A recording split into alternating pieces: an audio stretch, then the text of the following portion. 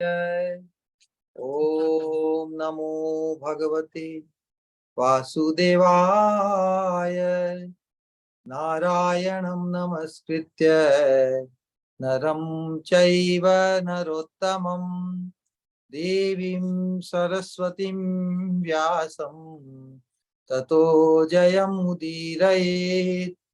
नष्टप्रायेषु अभद्रेषु नित्यं भागवत सेवया भगवती उत्तम श्लोके भक्तिर्भवती नैष्ठिकी। परम धर्म जो भागवत धर्म कहलाता है, उसके अनुशीलन रूप इस दिव्य कार्यक्रम में आप सभी का स्वागत है। हम श्रीमद् भागवतम और श्रीमद् भागवतम के अनुगत जो हमारे पूर्व आचार्यों के महान प्रेमी भक्तों के प्रेम भक्ति के सोपान पर प्रतिष्ठित रहते हुए प्रेम भक्ति से ही प्रसूत अनुभूत उद्गार और उपदेश रूप जो उनके संग्रह हैं, मार्गदर्शन है, वो हमारे लिए, हम सभी साधकों के लिए बड़े ही अपरिहार्य है, बड़े ही उपादेय है। किस प्रकार हम भी उसी प्रेम भक्ति के स्तर पर प्रतिष्ठित होना जो चाहते हैं, बद्ध अवस्था से किस प्रकार अनर्थ निवृत्तियों से मुक्त होते हुए निष्ठा, रुचि, आसक्ति इस प्रकार बढ़ते हुए प्रेम के सोपान पर हम द्रुत गति से, क्योंकि हमारे पास समय तो बहुत ही सीमित है ना, सीमित समय में हम फिर साथ में हमारी पूर्व संस्कारों के कारण जो अनंत जो भटकाव है, अनेक अनंत प्रकार की कामनाएं, वासनाएं, संकल्प, आकांक्षाएं इस भौतिक जगत के अंतर्गत, तो वो हमें द्रुत गति से प्रेम भक्ति के मार्ग पर आगे बढ़ने से रोकती है। तो हम एक साधक के रूप में हमारी क्या स्थिति है, उसका अंदाज, उसका एहसास एक साधक को होना चाहिए। विशेष रूप से अनर्थ निवृत्ति के बाद में ही हम निष्ठा के स्तर पर, निष्ठा परिपक्व होकर वही फिर खुद के आग्रह से रुचि में परिवर्तित होती है। और रुचि में भी अलग अलग स्तर हैं। विशेष रूप से आज के सत्संग में जिस साधक की रुचि उत्पन्न हो गई है, कोई एक जन म्यूट कर ले, ठीक है।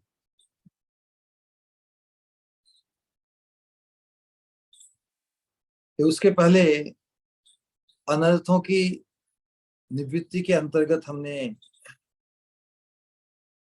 के बाद में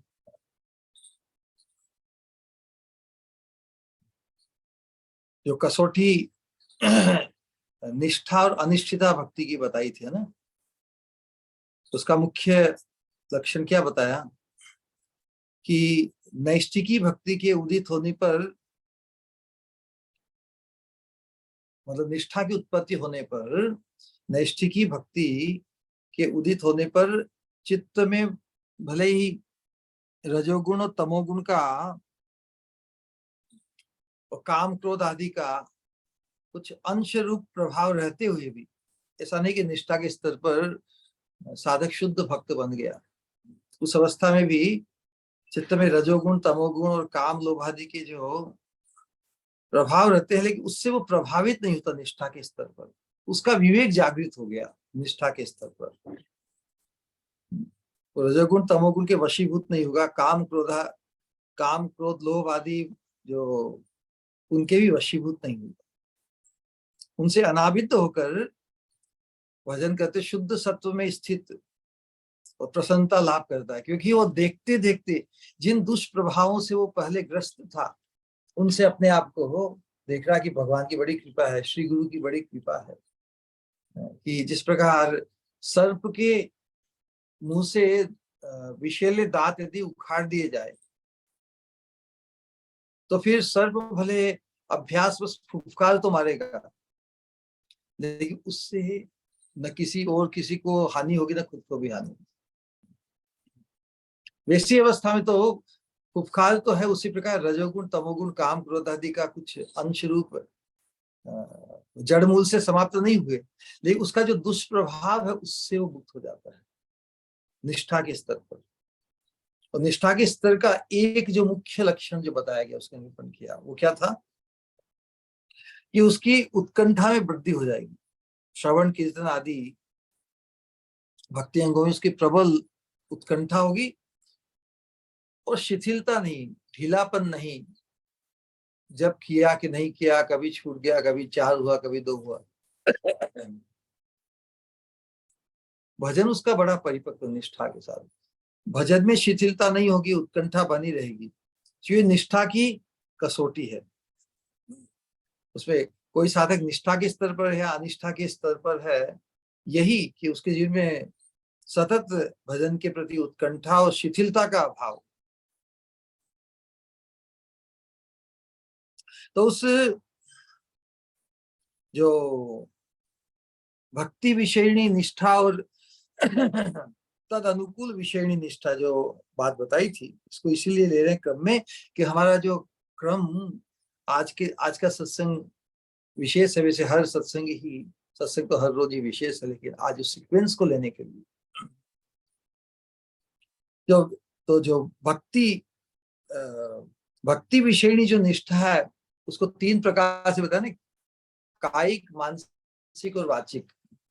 तो कायिक के अंतर्गत हमारी उत्कंठा और शिथिलता का भाव, जो भी करना होता भक्ति के अंतर्गत, भगवान की कथा का श्रवण, भागवत प्रवचन, तुलसी का चयन, माला ग्रंथन, अर्चन, दंडवत परिक्रमा इत्यादि सब में उत्कंठा उत्साह रहता है, शिथिलता नहीं।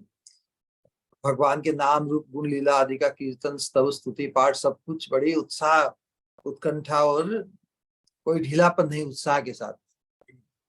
और भगवान के नाम रूप गुण लीला आदि का स्मरण मन से भी करने का प्रयास चलता रहता है।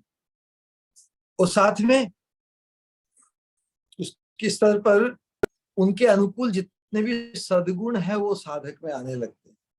कृपालुता, अकृत दोह, मैत्रीपना भाव, सभी जब षड रिपु काम क्रोध लोभ मोह मद मात्सर्य और रजोगुण तमोगुण के प्रभाव से मुक्त होगा साधक, तो उसमें सद्गुण आएंगे ही। लेकिन अलग अलग साधकों के लिए अलग अलग संस्कार के कारण ऐसा कोई एकदम निश्चित नहीं कि जिसमें ये सद्गुण थोड़े दिखाई दे वो निष्ठा के स्तर पर है, या जिसमें ये कुछ प्रबल या जो कठोर या रुखापन या कठोरता उसके स्वभाव में, वाणी में, व्यवहार में व्यक्त हो, तो वो निष्ठा के स्तर पर नहीं, इसका कोई पर्टिकुलर। लेकिन प्रायः उसका जो भजन में उत्साह है, भजन में प्रबल उत्कंठा और भक्ति के कार्य में कोई शिथिलता, कोई ढीलापन नहीं, कोई आलस्य नहीं, वही उसके मुख्य लक्षण के रूप में बताया गया। विशेष रूप से साधक में जो कृतज्ञता का गुण है, क्योंकि हम इस भक्ति की निष्ठा के स्तर पाने पर हमें कितने जनों ने हमें सहायक, भगवान की कृपा तो हम मानते ही हैं, भगवान के अलावा दूसरे वैष्णवों की कृपा, श्री गुरु की कृपा विशेष हमारे जीवन में हमने जो प्राप्त किया हमारी योग्यता के कारण इस भक्ति की प्रति हमारी उन्मुखता जागृत हुई। अनंत जन्मों से हम असत पथ पे ही भटक रहे, जिसका अंतिम परिणाम केवल मृत्यु होता है। मृत्यु के बाद में पुनः भाव बंधन, जन्म मृत्यु का चक्र। अब हम इस मृत्यु के चक्र से, जन्म मृत्यु के चक्र से परे भगवत धाम ही नहीं, भगवान के युगल चरणारविंद की सेवा की प्राप्ति के लिए जो उपयुक्त शरीर है,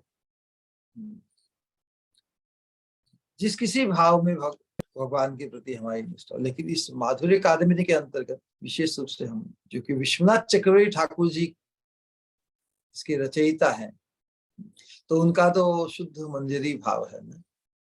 तो हम सब साधकों को भी बड़े प्रयास पूर्वक वो इस मंजरी भाव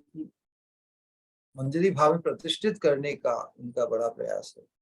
निम्न से निम्न हम जैसे पतित से पतित जीवों को भी कृष्ण प्रेम के परम सोपान पर ले जाने का उनका संकल्प कितना अद्भुत है, हम ये सहज समझ सकते हैं।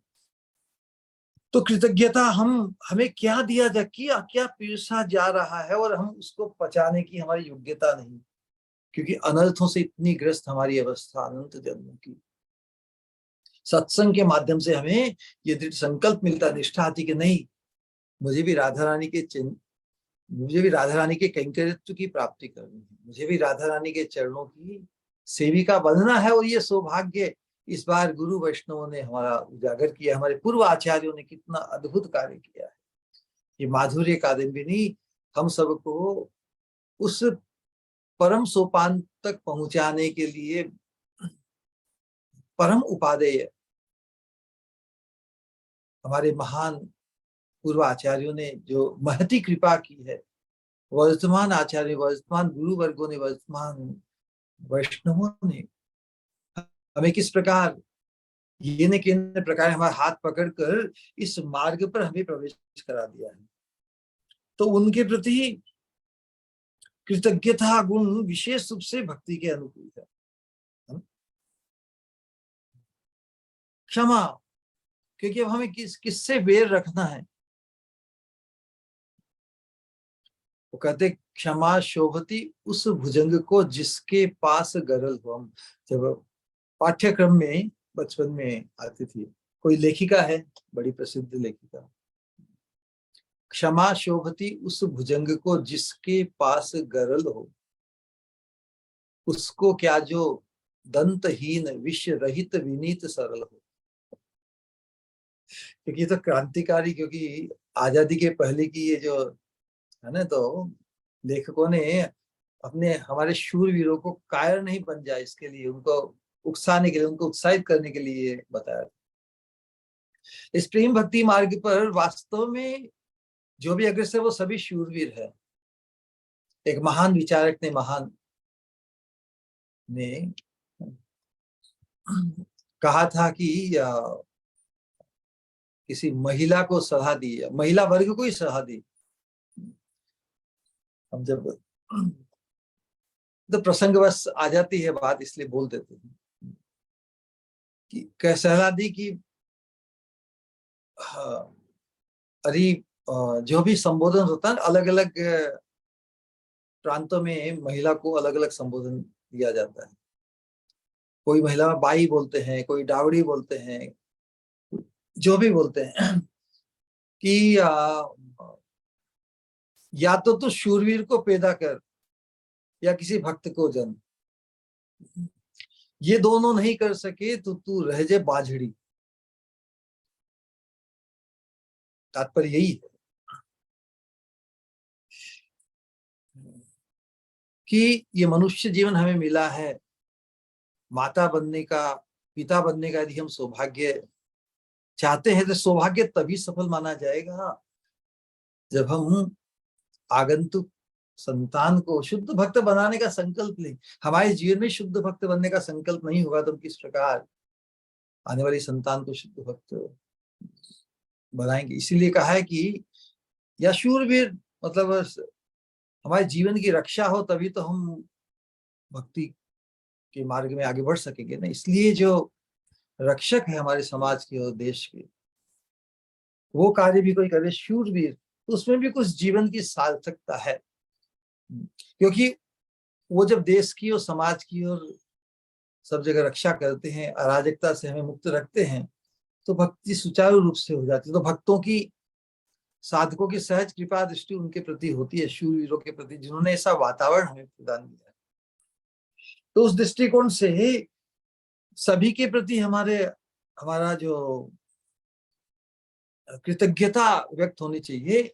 और साधक तो शूरवीर से भी विशेष है। शुद्ध भक्त के मार्ग में शुद्ध भक्त बनने का जिसने संकल्प लिया है, वो तो अपने जीवन के परम प्रयोजन को सिद्ध करने वाला। शूरवीर तो बहुत बार बन गया होगा, बहुत बार, जब तक शुद्ध भक्त बनने का संकल्प उसके हृदय में जागृत नहीं होता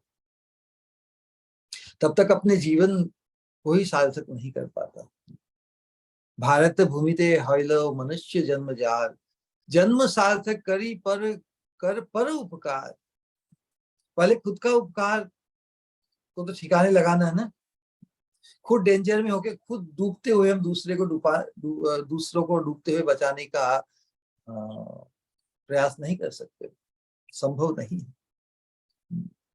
तो खुद डूबकर, क्योंकि ये मनुष्य जीवन बहुत ही प्रेशियस है, ये भगवान की विशेष देन है, तो जिस विशेष उद्देश्य के लिए दिया गया है उस उद्देश्य की पूर्ति के लिए ही इसे न्यौछावर करना है।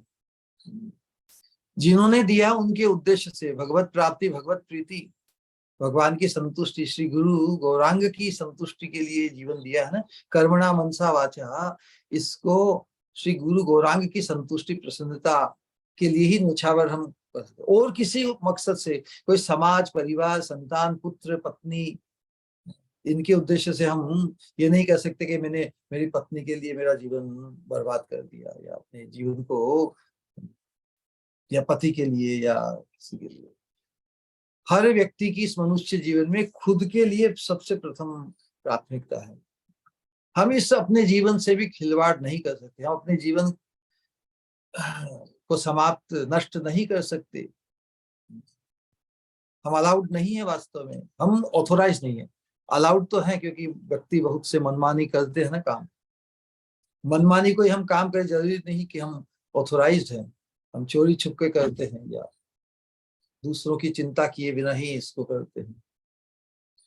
अपने जीवन की जो प्राथमिकता, उसको जो समझ जाएगा साधक कि मुझे भगवान का शुद्ध कृष्ण भक्त, शुद्ध भक्त बनना, मुझे स्वामिनी की कैंकर्यत्व को प्राप्त करना है, जिसके जीवन में ये संकल्प जागृत हो जाएगा, उसके लिए फिर निष्ठा के स्तर पर जो क्षमा का भाव, हम किससे बैर रखें, इसके साथ हिसाब को भी बाकी रखें, क्षमा। तो हमें जब भक्ति की स्फूर्ति, भक्ति का बल जब आएगा तो हम सभी के प्रति सहज ही क्षमाशील हो जाएंगे, हम किसी के प्रति बैर रख ही नहीं सकेंगे, क्योंकि उससे हानि खुद की ही है। कृतज्ञता और क्षमा दोनों गुण प्रबल बनकर साधक के जीवन में भगवान के आदर्श से, महत् पुरुषों के आदर्श से, हमारे गुरु के आदर्श से हम उनके जीवन में कितनी क्षमा और कृतज्ञता का भाव था, हमने सहज देखा है। भगवान में तो कृतज्ञता का विचार लीला के अंतर्गत हम देखते ही हैं, सुनते भी हैं, सहराते भी है, लेकिन भगवान से हमारी क्या मेल? भगवान तो सब कुछ कर रहे हैं, और भगवान के साथ हमारा साक्षात परिचय, या भगवान जो कर सकते हैं वो दूसरे नहीं कर सकते, ये भी सहज समझ में आता है। तो हमें आदर्श के रूप में हम भगवान को नहीं बना सकते, आदर्श के लिए हमारे सामने वैष्णव और गुरु वर्ग ही है। आदर्श के रूप में भगवान को जहर दे के पिलाने के लिए पूतना गई, भगवान ने उसे भी धात्री गति दी। राम जी ने विभीषण को भी आश्रय दिया, जबकि दुश्मन का भाई होते हुए भी।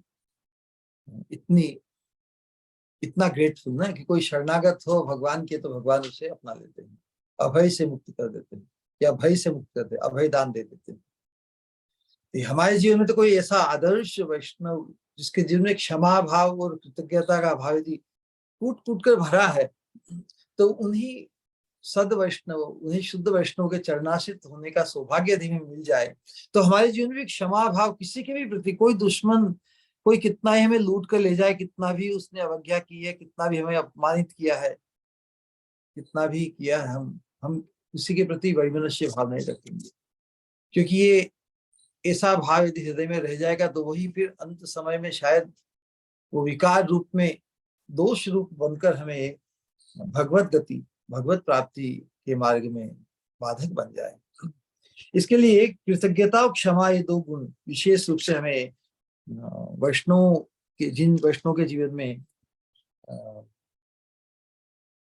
इसमें जो बताया ना, उपदेशामृत का एक श्लोक बहुत बढ़िया है, मुझे सहज याद आया। उसमें 3 प्रकार के भक्तों का निरूपण किया है ना। दीक्षात चेत प्रणति भिश्च प्रणस्य भीषम, और जो निंदादि शून्य हृदय इप्सित संग लभ्या, बहुत बढ़िया है ना। इतना छठा श्लोक है क्या, कि 5वां श्लोक है, मालूम नहीं। कृष्णेति यस्य गिरितं मनसा ध्रियेत दीक्षास्ति चेत् प्रणतिभिश्च भजन्तमीशम्। निंदादिशून्य है शुश्रूषया भजन विज्ञमभीष्टम। शुश्रूषया भजन विज्ञम अनन्य मन्य निंदादि शून्य हृदयम इप्सित संगलब्ध्या। जो निंदा आदि जो दुष्प्रवृत्तियां हमारी, दोष दृष्टि और द्वेष बुद्धि, तो जो निंदा आदि से शून्य ऐसे भक्त हैं, उनके तो संग का लाभ लेना चाहिए। तो जिन वैष्णव में विशेष रूप से निंदा का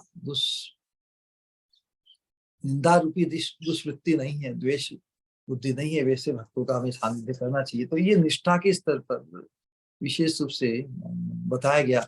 तो निष्ठा के बाद में रुचि, रुचि के अंतर्गत जो रुचि के जो गुण है उनका जो निरूपण किया गया था ना, कि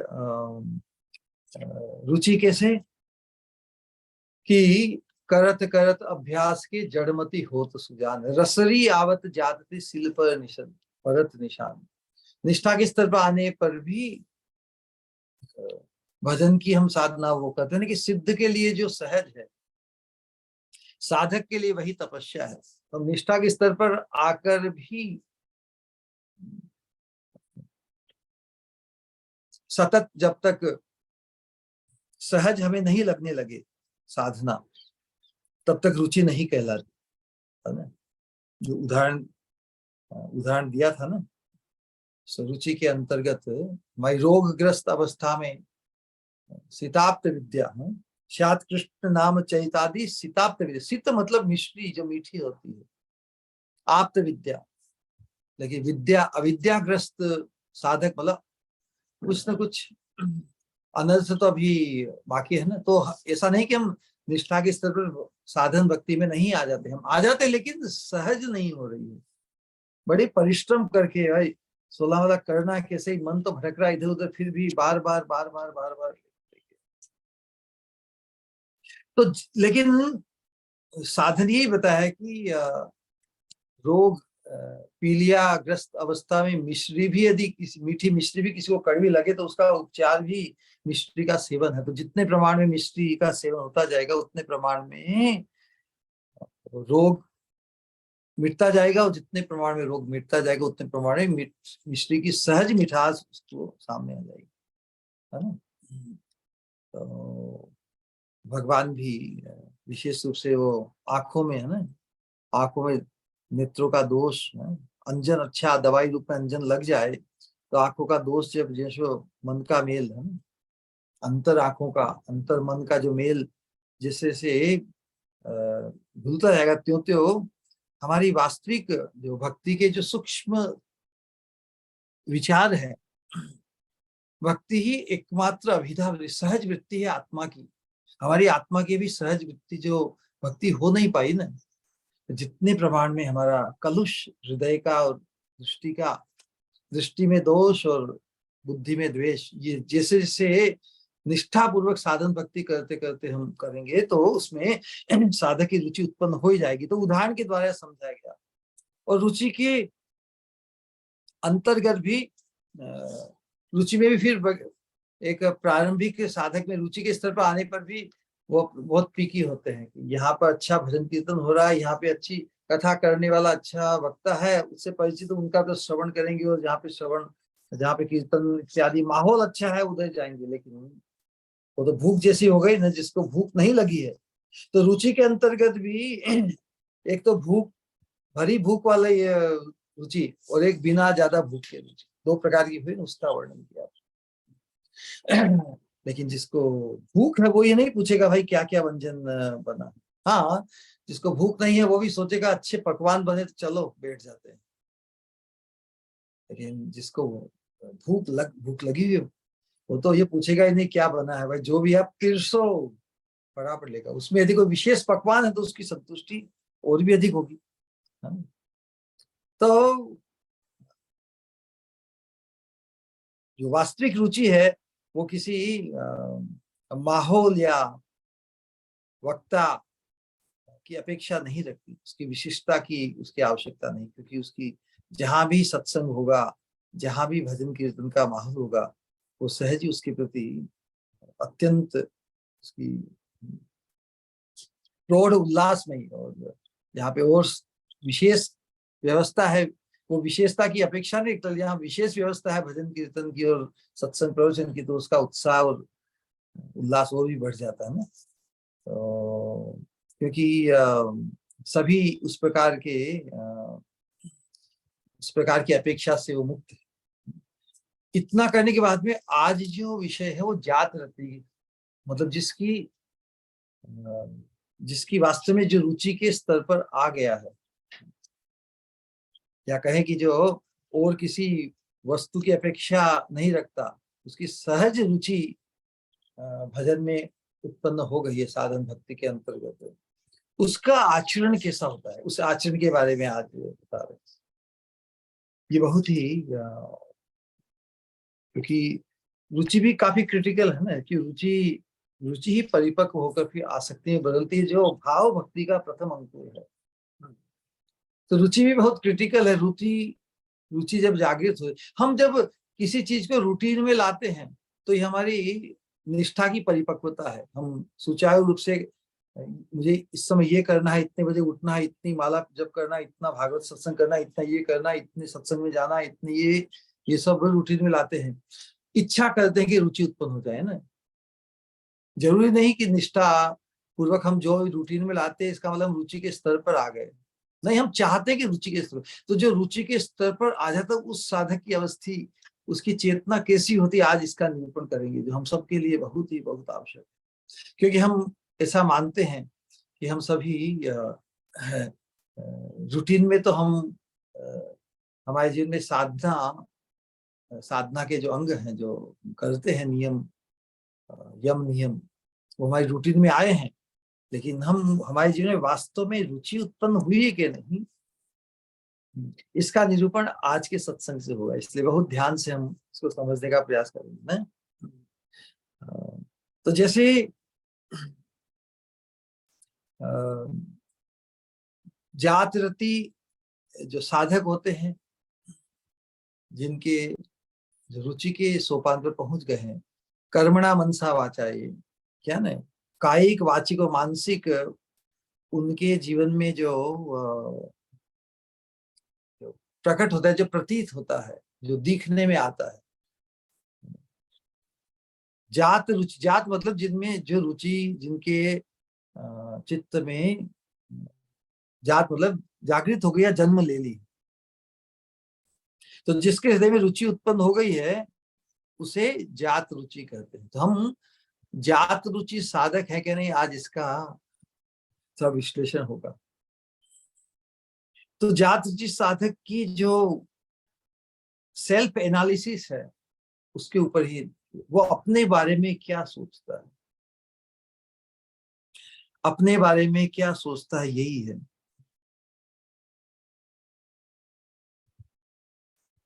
तो जात रुचि साधक को अपने आसपास का जो माहौल है, अपने आसपास के जो साधक वगैरह दूसरे भक्तिगण हैं, उनको उनको बड़ा प्रोत्साहित, यदि वो भक्ति की साधना में संलग्न नहीं है या दूसरे प्रयासों में मग्न है, तो उन्हें थोड़े थोड़े उसे आता है कि क्यों, जब हमें जीवन का मुख्य लक्ष्य मिल गया है, भगवत प्रीति की प्राप्ति, हम भगवान के शुद्ध भक्त बनना चाहते हैं, तो आसपास के जो लोग शुद्ध भक्ति में मग्न नहीं है, जो नामामृत का अनुशीलन नहीं कर रहे हैं, या किसी दूसरे कार्य को सिद्ध करने के लिए दुष्परिग्रह है, अत्यंत परिश्रम साध्य कोई साधन में लगे हुए हैं, तो उसे बड़ी विचित्र लगता है, अरे अरे मित्र, अरे संगी, अरे भाई, अरे बहन, अरे लोगो, तुम्हें क्या कर रहे हो। हम जाते हैं ना, रास्ते में जाते हैं, बस में, ट्रेन में, लोग गपशप में तेरी मेरी पंचायत में कितना समय बर्बाद कर देते हैं। अरे उस कोई समय न ठिकाना, न कोई टाइम का, न स्थान का, उसी में। तो जो जिसकी जात रीति उत्पन्न हो गई है, वो साधक सोचता है, अरे इनको किस प्रकार इनमें क्रांति आवे, ये किस प्रकार इनको थोड़ा टोका जाए। तो वास्तव में जितने प्रमाण में साधक में भगवान के नाम रूप गुण लीला के अनुशीलन में रुचि उत्पन्न होती है, तो उतने प्रमाण में तो भगवान कृष्ण के अतिरिक्त, राधा कृष्ण के अतिरिक्त विषयों में उसकी अरुचि उत्पन्न होगी। ये प्रमाण में ही है। ऐसा नहीं कि हम पूर्ण शुद्ध नष्टे प्रायेषु अभद्रेषु, अनर्थ प्राय छूट गए, फिर भी अनर्थों की जड़ तो अभी बाकी है। अभी जड़ मूल से अनर्थ या विकार, काम क्रोध या इत्यादि के रजोगुण तमोगुण का, ऐसा नहीं सोचना है साधक किसी भी अवस्था में कि मैं इतना शुद्ध पवित्र बन गया कि अब मैं सबको बोल सकूं कि भाई तुम क्यों। लेकिन उसकी इच्छा यही रहती है कि जो लोग अपना समय बर्बाद कर रहे हैं, इस प्रकार उनमें थोड़ी क्रांति आए, इसलिए कभी कभी वो टोक देते हैं।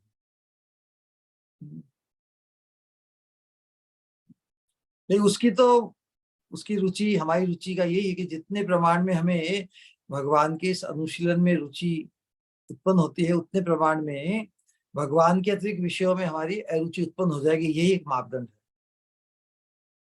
सांसारिक प्रपंच के विषयों में घृणा है ना। इसलिए अपना कोई प्रिय व्यक्ति में कौन, पति हो, पत्नी हो, बिटिया हो, पुत्र हो, यार, मित्र, समाज के पूर्व के जो मित्र हैं, जिनके साथ हमारा उठना बैठना व्यवहार, तो नेचुरली वो जात रति साधक उनकी अवस्था को देख के दुख प्रकट करता है।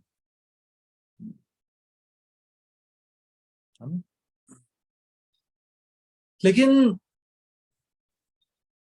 उसे खुद को भी शुद्ध भक्त बनना है ना। तो ये दुख प्रकट करने के बावजूद फिर उसके मन में खुद में ही ग्लानि आती है कि अरे मैं दूसरों की चिंता करूं, लेकिन मेरी क्या अवस्था है। ये जात रति साधक का मुख्य लक्षण यहाँ होगा, क्योंकि भक्ति देवी का स्वभाव ही ऐसा है कि जिसके हृदय में एक अंश मात्र भी भक्ति प्रकाशित होती है, उसके चित्त में भक्ति का आलोक जैसे प्रकाशित है, साधक अपने आप को नितांत अयोग्य मानने लगता है। पूरा संसार आपसी जो साधक है, दूसरे भक्तगण हमारी कितनी ही प्रशंसा करे, हमें कितना ही श्रेष्ठ माने, जिसके हृदय में भक्ति का के आलोक की एक किरण भी प्रकाशित हुई है, उस भक्ति का स्वभाव ही ऐसा है कि साधक अपने आप को नितांत अयोग्य, अधम अधम क्यों मानता। इतने अवसर भगवान ने अनंत बार दिए हमें, और हमने उनको नजरअंदाज किया, उनके सामने पीठ फेर दी हमने। तो ये ग्लानि, आत्मग्लानि होने से वो अपने आप को धिक्कारता है उस आर्त भाव से, और वो आरती ही उसे भक्ति के उन्नत स्तर पर ले जाती है ना। हरि हरि विफले जन्म गुआइन, वास्तव में ये कौन बोलेगा जो विफल जन्म गुआ ही रहा है इस जीवन में, क्या वो ऐसा भजन बोलेगा क्या। देखिए जात रति की उन्नत अवस्था। हरि हरि विफले जन्म गुआइनु, हरि हरि विफले जन्म गुआइनु, मनुष्य जन्म पाया राधा कृष्ण न भजिया, जानिया सुनिया विष खाइनु, गोलोकेर प्रेमाधना हरि नाम संकीर्तन, रति ना जन्मिलो केनो केने ताय, संसार विशानले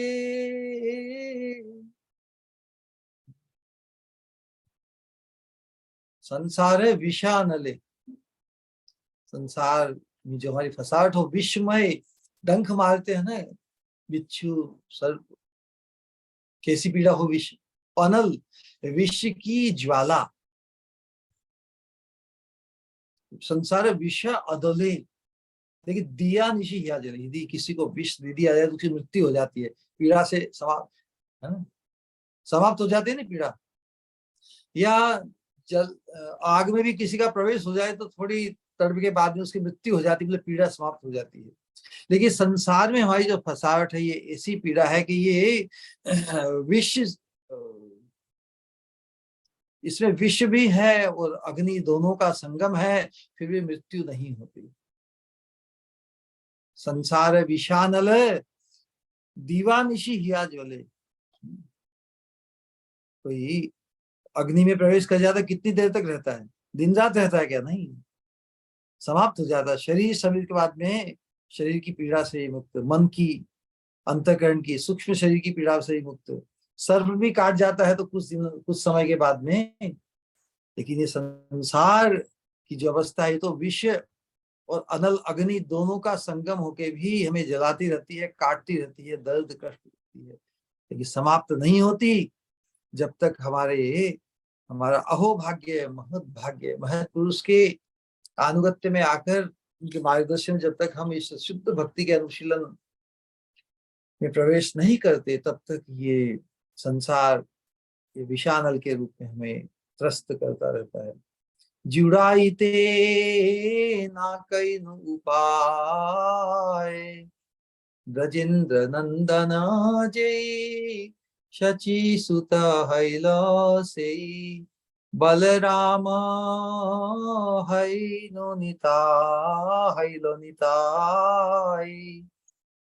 दीनहीन जत छिल, हरि नामे उद्धारिलो, तार साक्षी जगाई माधाई,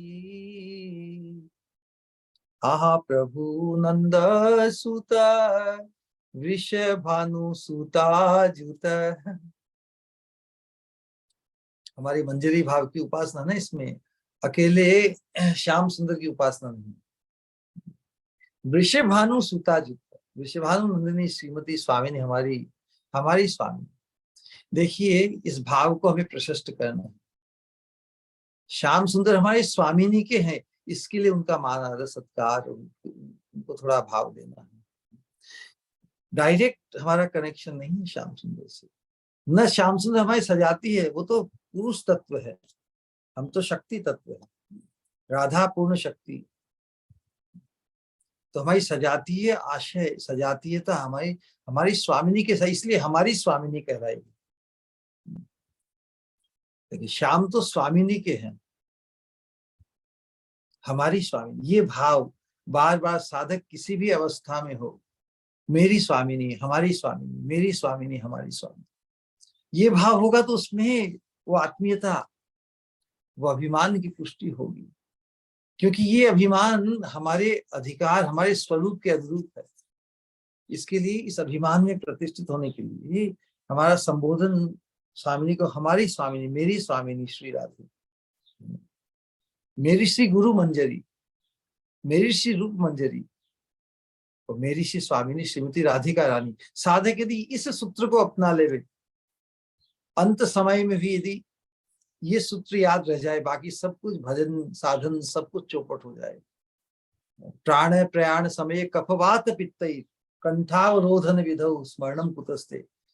लेकिन जिस चीज का अभ्यास हो जाता है ना, अभ्यास जिसका हो जाता है वो सहज हो जाती है। इसीलिए हम साधन भक्ति में हैं, हम रुचि के स्तर पर पहुंच के जब हमारी साधन भक्ति में जो अनुशीलन है भगवान के नाम रूप गुरु लीला का श्रवण कीर्तन स्मरण रूपी अनुशीलन जब सहज हो जाएगा, तो अंत समय में भी बड़ी विचित्र से विचित्र अवस्था में भी जो सहज अभ्यास हो गया है, वो अभ्यास के अनुरूप हमें स्मृति भगवान की होगी। और फिर मंजरी भाव की उपासना में प्रतिष्ठित रहने के लिए हमारा अभ्यास ये बार बार, जिस प्रकार कोई नारायण नारायण कहता है, अजामिल ने नारायण नारायण कहा, किसी ने और क्या कहा, किसी ने कह रहे हैं, हमें तो हमारी स्वामिनी, मेरी स्वामिनी, स्वामिनी कहने से तो केवल श्रीमती राधिका रानी ही है, हमारी स्वामिनी, मेरी स्वामिनी, मेरी स्वरूप मंजरी, मेरी रूप मंजरी, मेरी गुरु मंजरी। बस इतना ही यदि उस संबंध ज्ञान की क्योंकि ये संबंध ज्ञान हमारे शाश्वत रूप, हमारे शाश्वत स्वरूप के अनुरूप जो रूप है, राधा कंकरियत्व, राधा किंकरी के रूप में अपना परिचय, तो जो अपने परिचय को स्मरण रखेगा उसको तो अपनी स्मृति के अनुरूप ही गति प्राप्त होगी। तो अभ्यास की बात है। इसीलिए हम साधन भक्ति में जो निष्ठा रुचि इन सोपान पहुंचे हुए, अनर्थों से पूर्ण मुक्त होकर सद्गुणों की उत्पत्ति हमें हो, क्षमा का भाव, कृतज्ञता का भाव हम में हो, तो हम अपने आप को श्रेष्ठ किसी से मानेंगे नहीं। तो यहाँ पर यही बात स्थापित हो रही है, जब भक्ति का एक, भक्ति के किरण का भी प्रवेश जब हृदय में होता है, तो साधक की रुचि के स्तर पर ही समझात रुचि के अंदर तो साधिक में ग्लानि उत्पन्न होती है। तो वृषभानु सुतायुत करुणा कर है ई बार, नरोत्तम दास गए ना ठेली हो रांगा पाए, तुमा बिना क्या छो हे। नरोत्तम दास ठाकुर जी कह रहे हैं कि एक बार मुझ पर करुणा कीजिए, मुझे अपने चरणों से दूर मत हटाइए। पहली बार महत्पुरुषों की कृपा से, श्री गुरु की कृपा से मुझे आपके चरणों के आश्रय रूपी लक्ष्य की जानकारी से मैं परिचित हुआ हूँ, उससे मुझे दूर मत कीजिए, क्योंकि आपके अतिरिक्त मेरा इस जगत में और कोई नहीं है। हम किसको अपना या मेरा कहें। हमारी स्वामिनी मेरी स्वामिनी, हमारे श्री गुरु मेरे श्री गुरु। और उस सोपान पर, क्योंकि हमारा सबका संचालन वहां पर रूप मंजरी करती है, तो उनका भी स्मरण करने के लिए हमारे आचार्यों ने, नरोत्तम दास ठाकुर जी ने विशेष रूप से श्री रूप मंजरी पद इत्यादि गायन किया, तो वो भी हमारे अंतर्गत। तीन का हमें बस ख्याल रखना है। हे मेरी स्वामिनी श्रीमती राधिका रानी, हे मेरी रूप मंजरी, हे मेरी गुरु मंजरी इत्यादि। तो ये भक्ति के स्वभाव के कारण व्यक्ति सोचता है कि मैं दूसरों को सुधारूं या दूसरों से उद्विग्न हूं कि वो क्यों भक्ति नहीं करे इत्यादि इत्यादि, लेकिन मुझे भी तो अभी मेरा काम बहुत बाकी है, बहुत बाकी है ना। तो उस बात को ही जो आत्मग्लानी पर साधक के जीवन में इस प्रकार का होता है।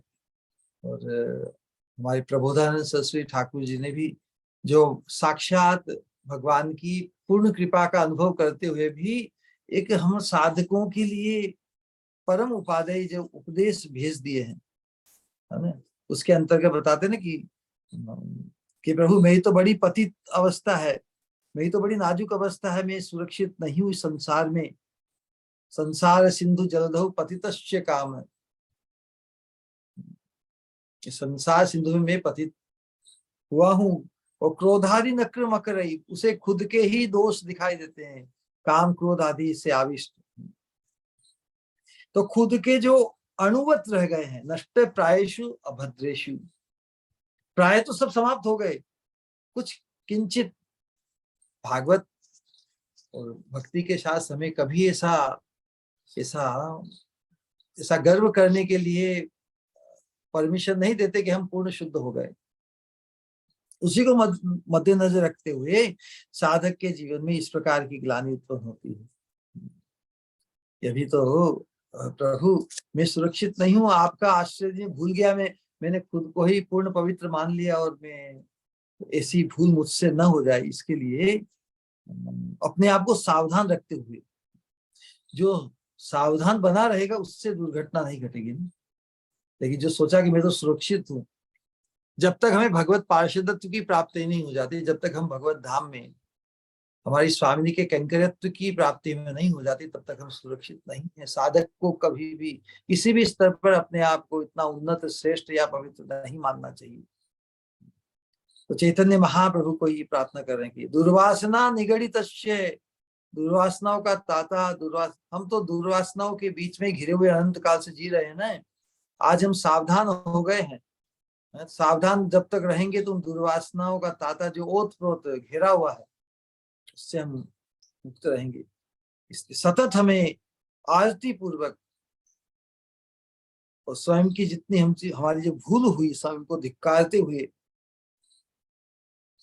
हम उन्नत स्तर में भगवान में आसक्ति और भाव इत्यादि के लिए आरती पूर्वक प्रार्थना करते हुए प्रबोधानंद सरस्वती ठाकुर कहते कि हे चैतन्य चंद्र, संसार रुख दुख सिंधु में मैं पड़ा हुआ हूँ। वो काम क्रोध लोभ आदि जो मकर और जो बड़े बड़े मकर और मछलियां बड़ी बड़ी, वो कवलीकृत हम मुझे अपना ग्रास बनाने के लिए बड़े आतुर है। दुर्वासना रूपी रस्सी से मैं ऐसा बंधा हुआ हूँ संसार के बीच में। बोलो समुद्र में किसी को रस्सी से बांधकर फेंक दिया जाए और मकर और मछलियां उसे खाने के लिए आतुर, तो वैसी ही अवस्था हमारी है। बिल्कुल निराशित मुझे अपने चरणों का आश्रय दीजिए, उसके बिना मैं तो फंस गया। मृत्यु ही मेरा गंतव्य है। हम भी सब संसार में जितना भी प्रयास करें, सब कुछ दुख का दुखालयम अशाश्वतम जन्म मृत्यु जरा व्याधि दुख दोषा। भगवान ने तो कोई छुपाया नहीं हमसे। भगवान ने तो पहले ही, जैसे कोई सामान खरीदते उस पर टैग लिख दिया जाता है ना, दुखालयम अशाश्वतम, तो भगवान ने हमें हमारे जीवन में किसी भी अवस्था में यदि हम भूल जाते हैं कि ये संसार दुखालय है, या जन्म मृत्यु जरा व्याधि रूपी दुख को यदि हम भूल जाते हैं, तो जिसे भूल जाते हैं वही हमारे लिए घातक और दुर्घटना बन जाती है ना।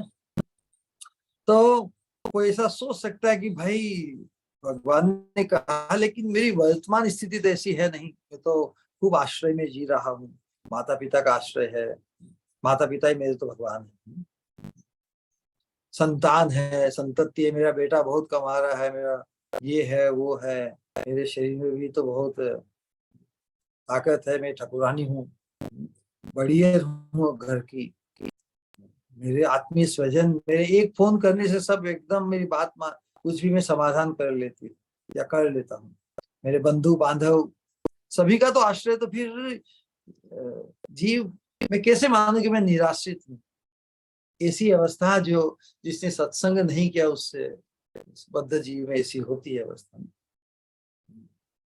लेकिन वास्तव में हमारी अवस्था ऐसी ही है कि सिंधु में, समुद्र में किसी ने हमको डाल दिया हो और हम अपने को बचाने के लिए हाथ पांव मार रहे हैं, बोल रहे हैं कि बचाओ बचाओ बचाओ। जिनको हम पुकार रहे हैं वो भी तो समुद्र में ही हमारे साथ बैठे हैं ना। संसार सिंधु में हम सभी तो एक दूसरे के साथ हैं, और हम यदि डूब रहे हैं तो हमें खुद डूब रहे हैं, क्या वो हमें बचा पाएंगे? नहीं बचा सकते। विचार, एक कल्पना कीजिए कि हजारों मनुष्य समुद्र में आ गए हो, सभी अपने आप को बचाने की कोशिश कर रहे हैं, तो क्या एक दूसरे को बचा सकते? नहीं बचा सकते। एक दूसरे का आश्रय नहीं बन सकते। सभी की दूर अवस्था है, समान है। तो उस अवस्था में जब सभी हम निराश्रित हैं, असहाय हैं, तो काम क्रोध लोभ मद मात्सर्य रजोगुण तमोगुण के प्रभाव को प्रबल, और तमोगुण रजोगुण के प्रभाव से और बड़े बलशाली बनते हुए जब हम कवलीकृत हमें उनका ग्रास बनाना चाहेंगे, तो क्या हम उससे बच सकते हैं? कौन बचा सकते हैं? भगवान के चरणों का आश्रय, भक्त के चरण का आश्रय, श्री गुरु के चरणों का स्मरण आश्रय, वही एकमात्र हमारा संबल बन सकता है। भक्ति की कृपा जो थोड़ा साधन भजन किया है, तो त्राही त्राही जब करता है जीव, तो कि भगवान, पहले बात समझ में नहीं, अब समझ में आ रही है। तो भगवान उनके भक्त या भक्ति की कृपा को छोड़कर कोई भी दूसरे साधन, हम कितना ही कर्मकांड किया हो, कितना ही दान पुण्य किया हो, कितना ही योग साधना की हो, रामदेव बाबा जैसों की अनुलोम विलोम, उल्टे उल्टे प्राणायाम, बहुत कुछ किए होंगे अपने शरीर को स्वस्थ रखने के लिए, मन को प्रसन्न रखने के लिए, जितने भी है सत्संग के नाम पर जो असत संसार में ही सुखी होने की जो अटकलें देते हैं, वो सभी बेकाम है। यदि हमारा आवेश उनमें बढ़ता है तो हम भजन के आवेश से चुप हो जाएंगे। न कोई ज्ञान की साधना, सत असत का विवेक भी काम नहीं आएगा उस समय, अच्छी बातें भी काम नहीं आएगी, है ना। समय तो केवल और केवल मात्र भगवान और भगवान के भक्तों का आश्रय या भक्ति का अनुसरण हमने किया है तो वही काम आएगा। तो वास्तव में लेकिन हमारी स्थिति कैसी, उसको समझाने के लिए उदाहरण द्वारा समझिए कि उपदेश से उपदेश, उदाहरण के द्वारा हम पर ये बात कितनी लागू पड़ती है समझना बहुत आवश्यक हो जाता है। दुर्वासनाओं का तांता इतना प्रबल है कि हम साधक बनकर भी, साधन भक्ति में आकर भी अनर्थों का जो खिंचाव है, अनर्थों के कारण हमारे संसार की जो आसक्ति है, दुर्वासनाओं के कारण जो हमारा बंधन है, भव बंधन, हम जानते हुए भी कि नश्वर देह है, फिर भी नश्वर देहों में ही हमारी आसक्ति, नश्वर संबंधों में ही हमारी आसक्ति। इसलिए कहा है दुर्वासना निगीड़ित निराश्रय। ये दुर्वासनाओं का बंधन जबरदस्त रस्सी के बंधन। इसलिए प्रभुपाद 3 प्रकार की रस्सियों की बात बताते हैं। कोई लोहे की जंजीर से बंधा है, कोई चांदी की जंजीर से, कोई सोने की जंजीर से। तो जो जो सिल्वर की जंजीर से बंधा, वो सोचता है देखो मेरी कितनी उन्नत अवस्था है, वो तो लोहे की जंजीर से बंधा हुआ है, बहुत परिश्रम, बहुत कष्ट उसके लिए। लेकिन मानो नहीं, वो भी बंधा हुआ ही है ना सिल्वर। या फिर जो गोल्ड चेन से बंधा है, तो स्वर्ग की या स्वर्ग के सुख जैसी जो जिनकी अवस्था है, उनकी स्थिति सोने की जंजीर से बंधे, लेकिन वो है तो बंधे ही ना, वो जन्म मृत्यु के चक्र से अपने आप को मुक्त नहीं कर सकते ना। तो सभी यहाँ पर चेन से बंधे हुए हैं, दुर्वासना रूपी, है ना। और ये बड़ी भयंकर अवस्था है।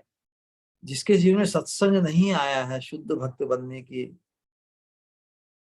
का लक्ष्य जिसे नहीं मिला है, उसके लिए संसार की कोई भी अवस्था, भले वो सोने की जंजीर से बंधा हो, चांदी की जंजीर से बंधा हो, या लोहे की जंजीर से बंधा हो, बड़ी भयंकर अवस्था है। और भयंकर अवस्था वो भी सजीव है। ऐसा नहीं कि भयंकर अवस्था से आंखें मोड़ लो और हम सो जाएं, नहीं नहीं, बड़ी सक्रिय अवस्था है। इसमें हमारी फसाहट बढ़ती ही जाती है, बढ़ती ही जाती है, बढ़ती ही जाती है। जितना हम संसार के आवेश रूपी भार को ढोते हैं, उतना ही हमारी स्थिति बड़े हाथी जैसा भारी भरकम व्यक्ति यदि दलदल में फंस जाए, क्या अपने प्रयास से वो निकल सकता है? दलदल से फंसता ही चला जाएगा। जितना जोर लगाया, जितना प्रयत्न करेगा, उतना ही फंसता चला जाएगा। उससे तो कोई बाहर का आदमी ही आकर खींच कर उसके गले में बांध कर, वो गले उस बचाने वाले रस्सी में ही अपना हित समझे कि यस, मुझे इस दलदल से निकलना है। उसी वही व्यक्ति, भाई तो निकालने वाला हो बाहर, जो उसमें दलदल में फंसा हुआ नहीं है, और फिर निकालना चाहे तो हम भी उस रस्सी को पकड़ के निकलना चाहे, दोनों तभी कोई निकल सकता है।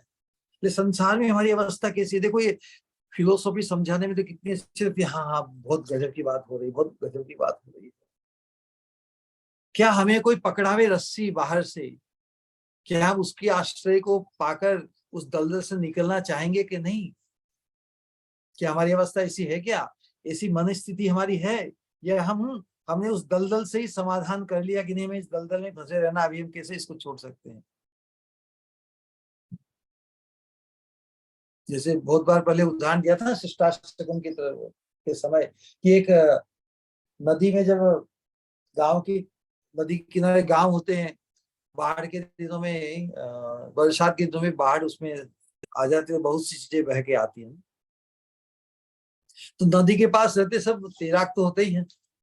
वो सोचते हैं कि चलो कुछ बह के आया है, बहुत से बाढ़ लगती है तब गांव में बहुत सी चीजें बह के आ जाती है, सामान, पेटी, बॉक्स, बहुत सी काम की चीजें जो डूबती नहीं, वो बह के चली आती। तो गांव के आसपास के लोग सोचते हो देखो कोई बड़ी चीज आई है, उसमें कूद कर तैर कर उसको पकड़ के ले आते हैं। तो वैसे ही बाढ़ में एक वस्तु जा रही थी, हाँ, बड़ी कोई लकड़ी का हो या कोई बॉक्स हो ऐसा।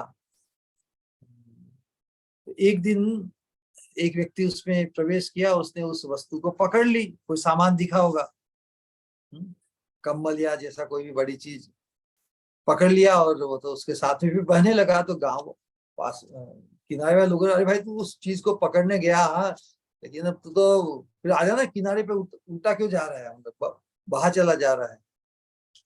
तो बोल रहा है कि भाई मैं तो इसको साथ लाना चाहता हूँ, लेकिन उसने ही मुझे पकड़ लिया है। भाई उसने पकड़ लिया, तू उसको छोड़ दे। गांव वालों ने उसको सलाह दी, लेकिन छोड़े कैसे? हमने जिसको पकड़ा है और उसकी अनुरक्ति हम में हो गई, तो हम इसको कैसे छोड़ेंगे? या वो छोड़ने ही नहीं देगा। हमने जिसको पकड़ा है, पहली गलती तो हमने की। अब वो व्यक्ति यदि हमें पकड़ ले और फिर जाने, और जी आपने मुझे पकड़ा है, मैं अब आपको जाने नहीं दूंगा, क्या अवस्था होगी? सोचिए हमारी स्थिति क्या वैसी तो नहीं।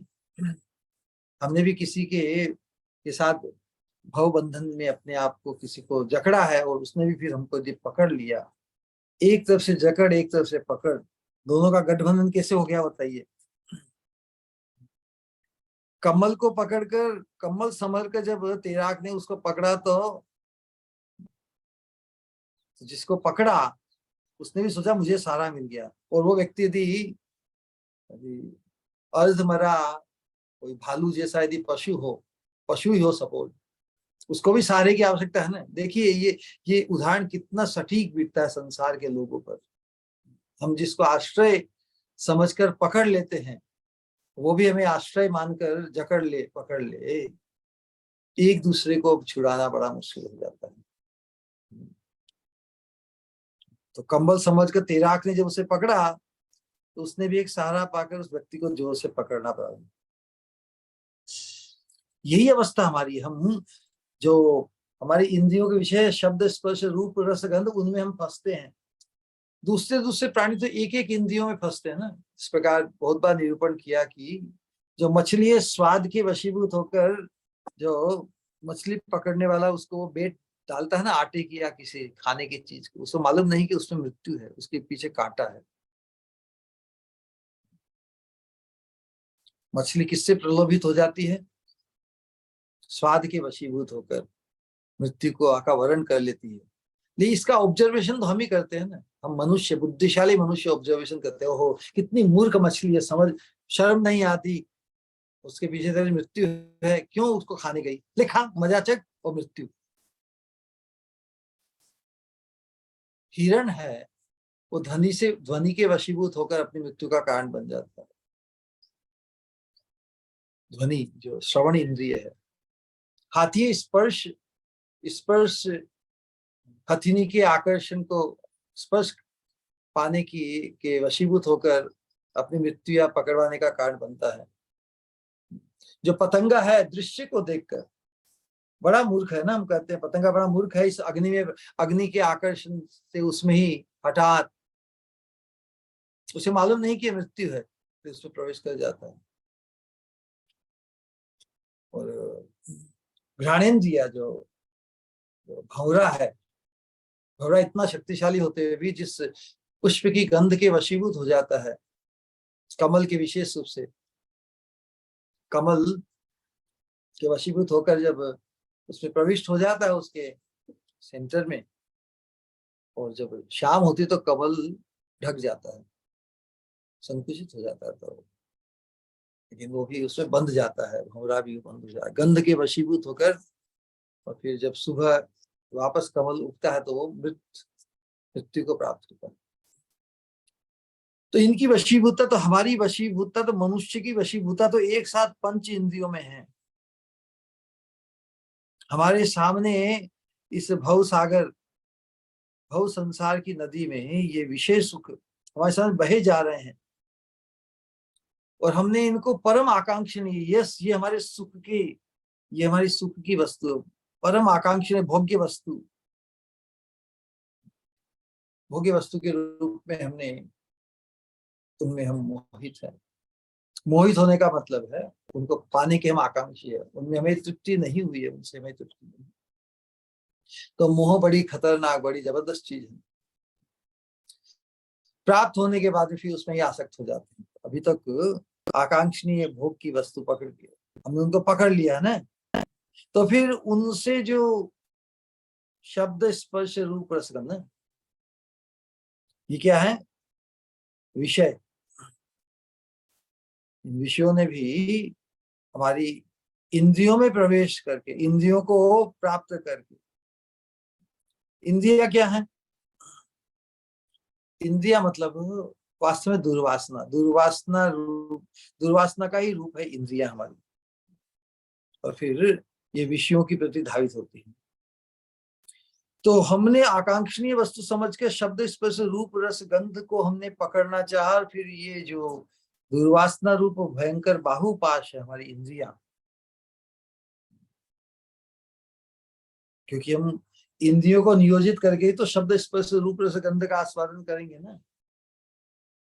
तो फिर ये भी ऐसी अभ्यस्त हो गई कि मनुष्य को पकड़ लिया।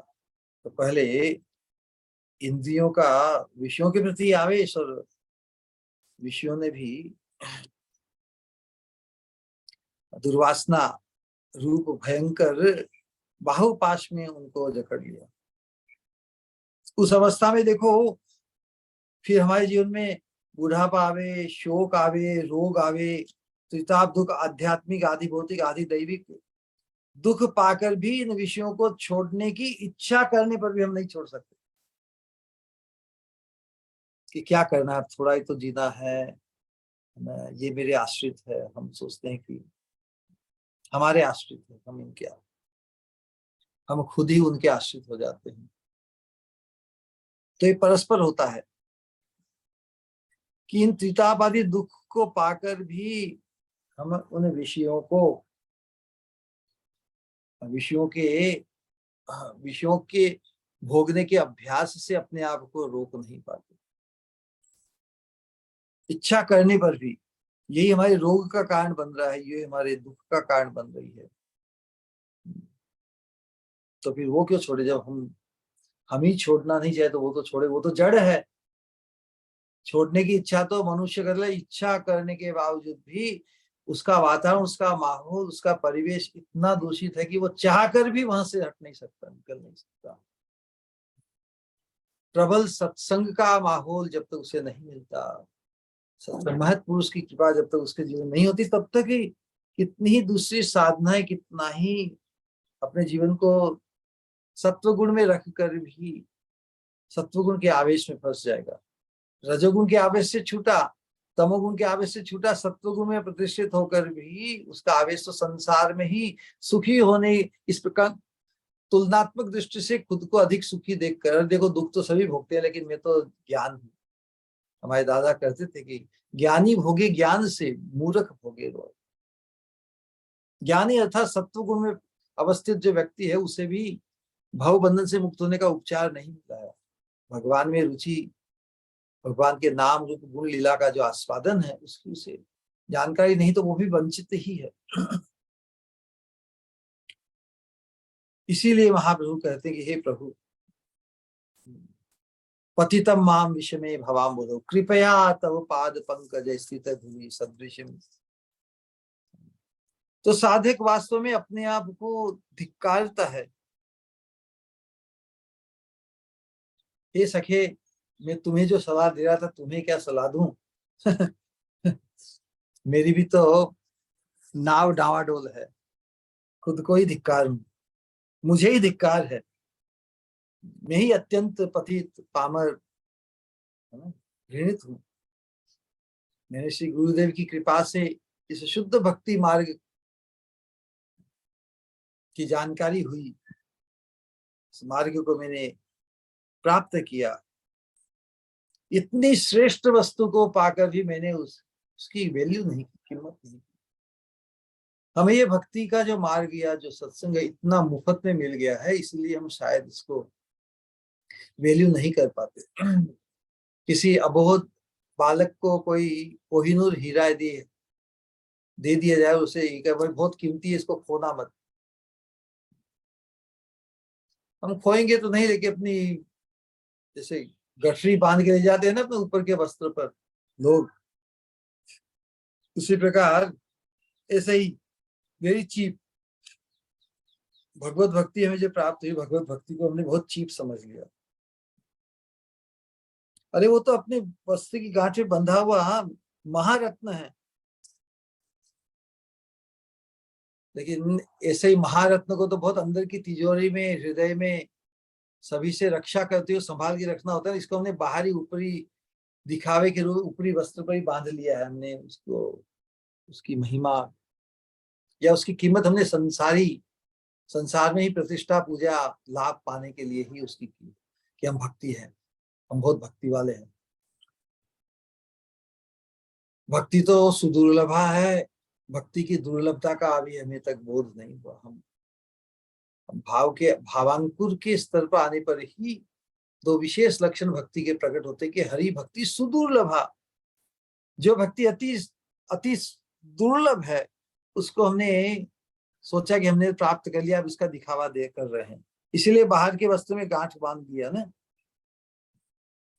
उसका तनिक भी आदर नहीं। यदि हमें भक्ति का आदर होता तो हम खुद को भक्त मानते ही नहीं, क्योंकि जिस चीज से हम वंचित है उसको कैसे क्लेम कर सकते हैं। क्योंकि इस भक्ति रूपी महारत्न को बांध लिया है, गुरुदेव की कृपा से हमें वो मिल गया है। उसको बांध कर भी हम हमारी हरकतें कर्मणा मनसा वाचा किसको ढूंढ रहे हैं? हम संसार के तुच्छ पदार्थ, तुच्छ धन, उसको ढूंढने के लिए तो इधर उधर भटक रहे हैं। कृष्ण भक्ति कैल कर्म सर्व कर्म कृत हो, कृष्ण भक्ति के अनुसार से हमारे मेरे सभी कर्म कृत हो जाएंगे, क्योंकि हमारे प्रारब्ध के कारण जो संसार की दृष्टिकोण से जो सुख दुख मिलने वाले हैं वो तो मिल ही जाएंगे बिना प्रयास के। जैसे दुख मिलते हैं उसी प्रकार सहज ही हमें, सहज बिना अधिक प्रयास के हमें पूर्व संस्कारों के अनुरूप जैसी कहते हैं ना गुण कर्म, जैसी एप्टीट्यूड और जैसी एटीट्यूड, एटीट्यूड और एप्टीट्यूड, इनको दो शब्दों में समझना हो। एप्टीट्यूड मतलब कर्म और एटीट्यूड मतलब गुण। तो गुण कर्म के अनुरूप हमारे जीवन में जो जिस परिवार में, जिस वर्णाश्रम में हमें जन्म मिला, उसके अनुरूप उस सहज वृत्ति से ही हमारे जीवन में सुख दुख जो ऑटोमेटिक आएंगे, उसके लिए अलग से विशेष प्रयास करने की आवश्यकता नहीं। विशेष प्रयास करना है तो सत्संग, भगवत भक्ति को उन्नत बनाने के लिए। तो हम इस महारत्न, इस भक्ति मार्ग में प्रवेश करके भी, भक्ति के पथ में आकर भी शुद्ध भक्ति, शुद्ध भक्त बनने के संकल्प को लेकर भी हमारी जो वृत्ति है कर्मणा मनसा वाचा, संसार की वस्तुओं में ही हमारी अपनी आयु को वृथाई गवा देते हैं। हाँ भक्त बनना, लेकिन अभी झोपड़ी में रहा हूं, मुझे बड़ी बिल्डिंग इमारत खड़ी करनी है। और बड़ी इमारत खड़ी करने के चक्कर में पूरा जीवन समाप्त हो जाता है। और जब इमारत में रहने का समय आता है तब कुछ रोग हो जाता है, बुढ़ापा आ जाता है और मृत्यु का ही इंतजार करते हैं। तो पूरी जिंदगी की मेहनत जिसमें हमने निविष्ट की वो हमारे ही काम नहीं है। इसलिए प्रहलाद महाराज कहते हैं कौमारा आचरित प्राज्ञा धर्मन धर्मान भागवतान, यहाँ इस भागवत धर्म का अनुशीलन कौमार 5 वर्ष की अवस्था से ही कर देना चाहिए, जिससे उसमें ही हमारी अनुरक्ति, रुचि इत्यादि उत्पन्न हो जाए जीते जी। इधर उधर भ्रमण करता रहा तुच्छ वस्तुओं के लिए, ग्राम्य वार्ता में ही निमग्न रहा, तेरी मेरी पंचायती करते हुए जीवन व्यर्थ हो गया, भजन नहीं कर सका। एक जिसके जीवन में भक्ति की किरण फूटती है उसकी उसकी मनस्थिति ऐसी होती है। जात रीति साधक के लक्षण बता रहे हैं। वो सोचा कि मैं वंचित रह गया, वंचितोस्मि वंचितोस्मि वंचितोस्मि न संशय है, विश्वम गौर रसे मग्नम स्पर्शोपि मम नाभ। सब तो आगे बढ़ गए, मैं ही अभागा पीछे रह गया, मेरे ही कर्मों के कारण, मेरी ही दुर्बुद्धि के कारण, मेरी अधमता के कारण, मेरी ही पतितता के कारण, मेरी ही नगण्यता के कारण मैं अपने आप को श्रेष्ठ मानता रहा, लेकिन अश्रेष्ठ वस्तुओं में ही मेरा आवेश रहा। खुद को जो श्रेष्ठ मानेंगे उनका आवेश अश्रेष्ठ अनर्थों में ही रहेगा। जो खुद को श्रेष्ठ मानेगा उसके जीवन में फिर वो चाहेगा कि मुझे लोग श्रेष्ठ माने, मेरी पूजा, लाभ, प्रतिष्ठा मुझे प्राप्त हो। तो अनर्थ की तरफ भी हमारी दृष्टि हुई नहीं। लेकिन जब रुचि के स्तर पर आ जाता है साधक, तब मान पूजा प्रतिष्ठा आदि जो अनर्थ है, भक्ति से उत्पन्न जो अनर्थ है, वो भी समाप्त हो जाते हैं, जड़ मूल से समाप्त हो जाते हैं। लाभ पूजा प्रतिष्ठा और संसार में हमारी प्रसिद्धि हो, इसकी आकांक्षा किसे होती है? जिससे भक्ति में रुचि उत्पन्न नहीं हुई, जिसकी रुचि उत्पन्न हो जाती है, उसमें आत्मग्लानि होने से उसकी भावना अलग हो जाती है कि मैं भजन नहीं करता। विषय वार्ता में ही मैंने अपनी जीवा में जैसे अमृत अमृत का रस पाया, ग्राम्य वार्ता में भगवान के भजन में मुझे रस उत्पन्न नहीं हुआ। इस प्रकार की ग्लानि उस साधक के जीवन में हो जाती है। ग्राम्य वार्ता में तो बड़ा उत्साह है, कथा जहां हुई वहां पे आलस्य इत्यादि उसमें। तो ये अपने ही दोष जिसे दिखने लगे, क्योंकि क्यों मैं अब तक श्रेष्ठ शुद्ध भक्त नहीं बन सका, क्यों मैं अभी भी संसार के गर्त में फंसा हुआ हूँ। भले वो फंसा हुआ नहीं है, लेकिन उसे ऐसा लगता है कि I have under perform, I have remained under achiever. ये ग्लानि होती है। सब बाकी जो मुझसे भी बदतर अवस्था में है, वो are worse off than me, वो इतने आगे बढ़ गए, मैं इतना बेटर, और भगवान की इतनी कृपा, गुरुवर की इतनी कृपा होते हुए मैं बहुत पीछे रह गया। तो अपनी निम्नता का बोध उसे इस प्रकार होता है। भगवत कथा सुनने के आरंभ में जैसे मुझे नींद आ जाती है, कभी कभी पूर्व अनुभव ऐसा रहा होगा। यदि किसी को ग्लानि होगी मुझे भगवत कथा सुनने में नींद आ जाती है या आ जाती थी, तो फिर तो नहीं सोएगा ना। जब तक आत्मग्लानि नहीं होगी तब तक ही। तो जो वास्तव में अनर्थों से छूट गया, लेकिन उस भक्ति में प्रबलता और तीव्रता लाने के लिए उसे जो पूर्व अवस्था के जो उसके दोष है, वो सभी सामने आ रहे हैं। उसी समय ग्राम्य वार्ता हो तब तो आंख खुल जाती है, कथा चल रही है खूब भगवान की महिमा लीला, तब तो नहीं जाती। उस समय कोई ग्राम्य वार्ता सुनने को मिले तो एकदम आंख खुल जाती है, और एकदम जागा हुआ भी सोया भी जाग जाता है दूसरे की पंचायत की बात सुनकर। हमने ऐसा सुना है कि जो कानों से कम सुनते हैं, लेकिन उन्हें प्रपंच की बात बहुत अच्छी तरह सुनाई दी जाती है। अब कैसे होता है राम जाने, लेकिन यहाँ पर यही बात प्रकट हो रही है। कथा में तो उनको कुछ सुना नहीं, काम की बात जो वास्तव में उसके हित की है वो सुनाई नहीं देती, उसमें नींद आ जाती है। प्रपंच की, अपने दुख दर्द की, अपने दुश्मन की बात, या जिनके प्रति द्वेष है उसकी बात कानों में सीधी पड़ जाती है। कम सुनते हुए भी उस समय क्या मालूम कुछ उसकी फ्रीक्वेंसी बढ़ जाती। तो इस प्रकार मैंने किस प्रकार साधु समाज में प्रवेश करने का मुझे अवसर तो मिला। मैंने साधु समाज को कलंकित ही किया, अर्थात साधु समाज का संग करते हुए मैंने निद्रा आलस्य जैसा प्रकाशित किया, और प्रपंच में मैंने अपने कान दिए।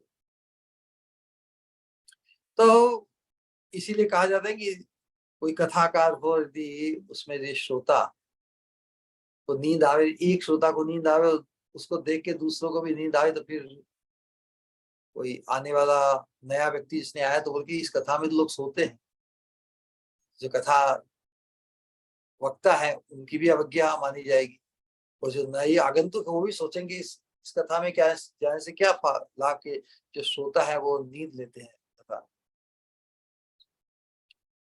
है ना। कोई बाहर का आदमी देखे तो क्या समझेगा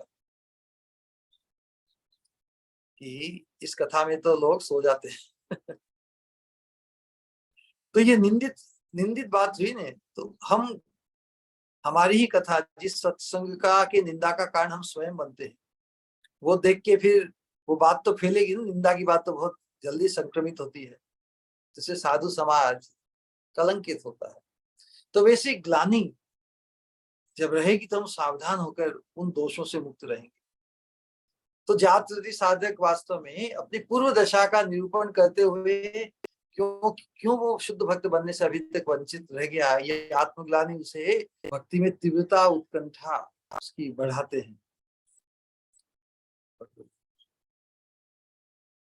यही अनेक प्रकार के जो की ग्लानि है कि मैंने उदर पूर्ति के लिए ही मैं बूढ़ा हो गया हूँ, अब हमारी अवस्था भी 60 की तरफ बढ़ रही है ना, तो कौन से दुष्कर्म हमने नहीं किए,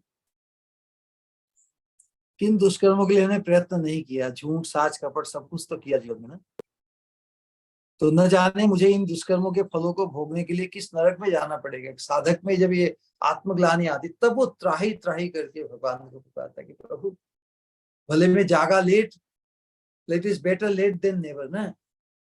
तो जितना भी समय रह गया वो समय फिर पर्याप्त हो जाता है। जब आत्मग्लानि साधक के जीवन में उत्पन्न हो जाती है तो फिर जरूरी नहीं कि उसको 60 साल और जीना है, 40 साल, 4 साल या 4 महीने या 4 दिन या 4 पल। जब आर्त भाव उत्पन्न हो जाएगा तो उस आर्त भाव के प्रति भगवान आकृष्ट होकर उसकी भक्ति भाव को स्वीकार, भावग्राही जनार्दन, सभी की जन अर्दन, सभी की पीड़ा और कष्ट से मुक्त करने वाला। तो जो भव बंधन संसार की स्थिति से फंसा हुआ अपने आप को मानता है और भगवान को पुकारे, क्रंदन करे तो क्रंदनम यदि जानासी किम दूरे करूँ, क्रंदन यदि एक बार भी करे द्रौपदी जैसा, गजेंद्र जैसा, तो भगवान तो वहीं पर अवस्थित है। हम पुकार ही नहीं पाए पर्याप्त, इसीलिए भगवान हमसे दूर है। भगवान सर्वत्र होते हुए हमसे दूर है क्योंकि हम क्वालिटी से पुकार नहीं पाए। तो यहाँ पर जातरति साधक के जीवन में इस प्रकार का क्रंदन, इस प्रकार की पुकार आत्मग्लानि के कारण उत्पन्न होती है। वो सोचता है कि अब तो मेरा संबल, मैंने इतने दुष्कर्म किए हैं, कहाँ किस नरक में मुझे वास करना पड़ेगा। ऐसी निर्वेद अवस्था से ग्रस्त होकर इस प्रकार घूमता घूमता फिरता है। इस अवस्था में जब उसे महत कृपा का स्मरण होता है और भगवान की कथा का जहाँ अवसर मिलता है, तो जैसे चकोर चकोर चकोर की भांति चंदा चकोर ना, चांद को जैसे निहारता है, या वो जो कौन सा पक्षी है जो बादल को देख के उसके जल से ही तुष्ट होता है, तो उस प्रकार भगवान का जो चरित्र है, भगवान की लीला कथा का जो अनुशीलन है, उसमें आकृष्ट होकर ग्राम्य कथा रूपी जो विकार, जो दोष है, उससे पूर्ण मुक्त हो जाता है। और फिर हमेशा ही अपने आप को साधु समाज में, सत्संग में ही अपने आप को सुरक्षित मानता है। भगवान के मंदिर में जाता है, उसका भाव भी होता है किस प्रकार थोड़ी मंदिर की सेवा हो जाए, मंदिर की जो सेवा में जो लगे हुए हैं उनको सहायक हो जाए। उसी प्रकार श्रवण कीर्तन अर्चना आदि सभी उसे बड़े ही आनंदित करते हैं, बड़े ही स्वादिष्ट। श्रवण भी अच्छा लगता है, कीर्तन भी अच्छा लगता है, स्मरण भी अच्छा लगता है, क्योंकि वो फुल्ली अवेकन्ड हो गया है। तो जागृति अर्थात जो one who is become fully awakened, अब वो चूक नहीं करेगा। जब इतनी जागृति किसी साधक की हो जाती तो आसपास देखने वाले व्यक्ति तो उसे पागल समझते हैं ना कि क्या ये विचित्र व्यवहार कर रहा है, मन ही मन बातें करता है और किसके साथ हंस रहा है, किसको देख के हंसा, कि सामने तो कोई दिखता नहीं, क्योंकि तो कर्मणा मनसा वाचा, मानसिकता में ही भगवान की सेवा या भगवान के संबंध, भगवान का चिंतन करके, भगवान की दिव्य लीला का स्मरण करके ही प्रमोदित होता है। तो इसलिए लेकिन उसे तो भजन में परमानंद है ना, क्योंकि उसके जीवन में तो जैसे नित्य ने प्रवेश कर गया है। तो रुचि रूपी जात रुचि जो अवस्था है वो जैसे जात रुचि एक निपुण नर्तकी, उसका जो मानसिकता, उसका शरीर, वो एक गाना है ना कि मेरा मन डोले मेरे तन डोले, बहुत बचपन में सुनते। तो मन भी डोलता उसका, तन भी डोलता है, वाणी भी डोलती है, उस रोमांचमय उसकी अवस्था हो जाती है। क्या आनंद का अनुभव उसे होता है। और जब उसे माहौल मिल जाता है प्रेमी भक्तों का, भक्त समाज में, जहाँ पे भजन चल रहा हो, कीर्तन चल रहा हो, कथा चल रही हो, उससे उसके हृदय में जो निपुण नर्तकी ने प्रवेश कर दिया है ना, निपुण नर्तकी किसी के अंतर में प्रवेश कर जाए तो फिर उसे जैसा माहौल मिल जाएगा, अद्भुत कथा चल रही है, कीर्तन भजन इत्यादि हो रहा है, तो वहां पे तो उसका नाचना शुरू हो जाएगा ना। मतलब आनंद की अनुभूति एकदम प्रबल हो जाएगी माहौल में।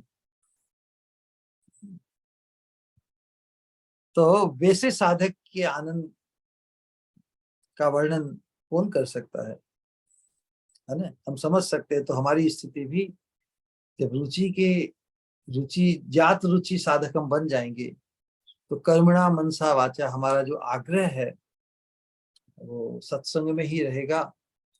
श्रवण कीर्तन स्मरण रूपी अनुशीलन में हमारा विशेष झुकाव, और जहाँ पर शुद्ध भक्तों का हमें संग मिलेगा, तो हमारी जो अंतर में प्रविष्ट जो नर्तकी है, रुचि रूपी, जात रुचि रूपी, वो भी नाचने लगेगी और भाव और प्रेम का भी अनुभव करेगी।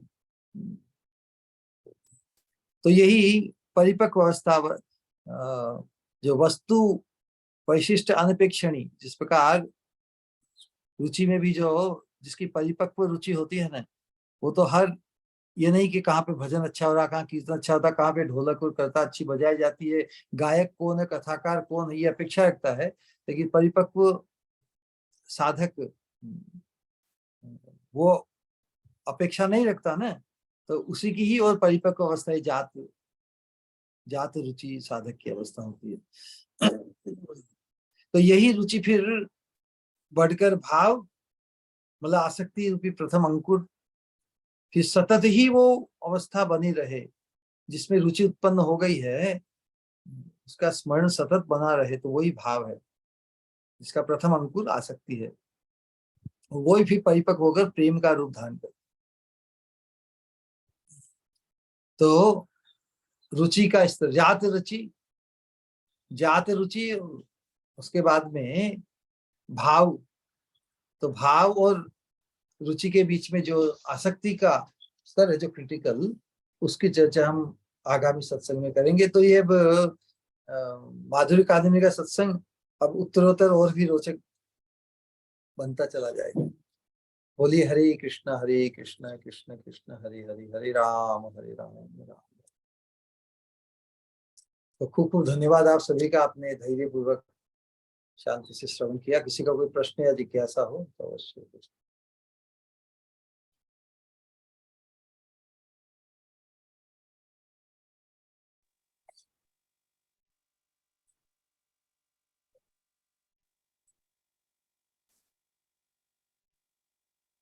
प्रणाम श्री गुरु। हरे कृष्ण हरे कृष्ण। हरे कृष्ण। बहुत बहुत बहुत ही अद्भुत जिस तरीके से आपने हमें आज सेल्फ एनालिसिस करना सिखाया कि हमारी अवस्था क्या है। हर एक बात, हर एक शब्द बहुत ही अद्भुत। किसी का कोई सवाल है या कुछ कहना चाहते हैं तो प्लीज कह सकते हैं या पूछ सकते हैं। हाँ पूजा मारू जी, आप अनम्यूट कर सकते हो। प्रणाम श्री गुरु। हरे कृष्णा।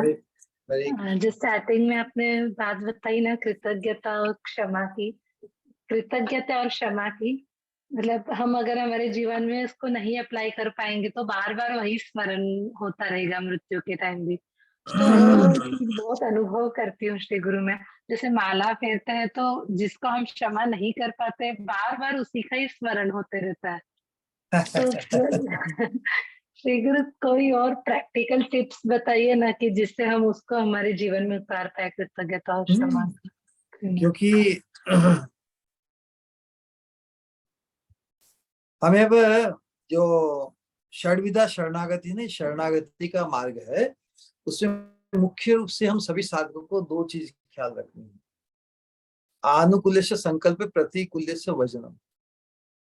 जो हमारी भक्ति में अनुकूल है उसे खूब पकड़ लेना, एकदम तीव्रता से उसको पकड़ लेना है। तो इन गुणों में जो कृतज्ञता का गुण है विशेष रूप से भक्ति के अनुकूल है। हम यदि जो आज के सत्संग में भक्ति का एक किरण हमारे अंतर में प्रविष्ट हो, उसका प्रभाव जो आत्मग्लानि के कारण हम अपने आप को तुच्छ मानने लगेंगे, तो ये समझ के अकृतज्ञ हृदय में भक्ति देवी का आविर्भाव नहीं होता, क्योंकि भगवान स्वयं कृतज्ञता से पूर्ण है ना। भगवान की इस कृतज्ञता का जो गुण है ये सबसे आकर्षक है। उद्धव जी ने बताया ना कि अहो बकीयम स्तन कालकूटम जिघांशयापाय यदप्य साध्वी लेभे गतिम धात्रिमुचितां ततोन्यो कं वा दयालुं शरणं व्रजे। भगवान इतने कृपालु, उनसे अधिक कृपालु और कौन हो सकता है कि जो उनका उल्टा, उनका जो अहित करना चाहा उसको भी भगवान ने श्रेष्ठ गति दी, केवल ये बहाने कि ये मुझे दूध पिलाने आई है। उसी प्रकार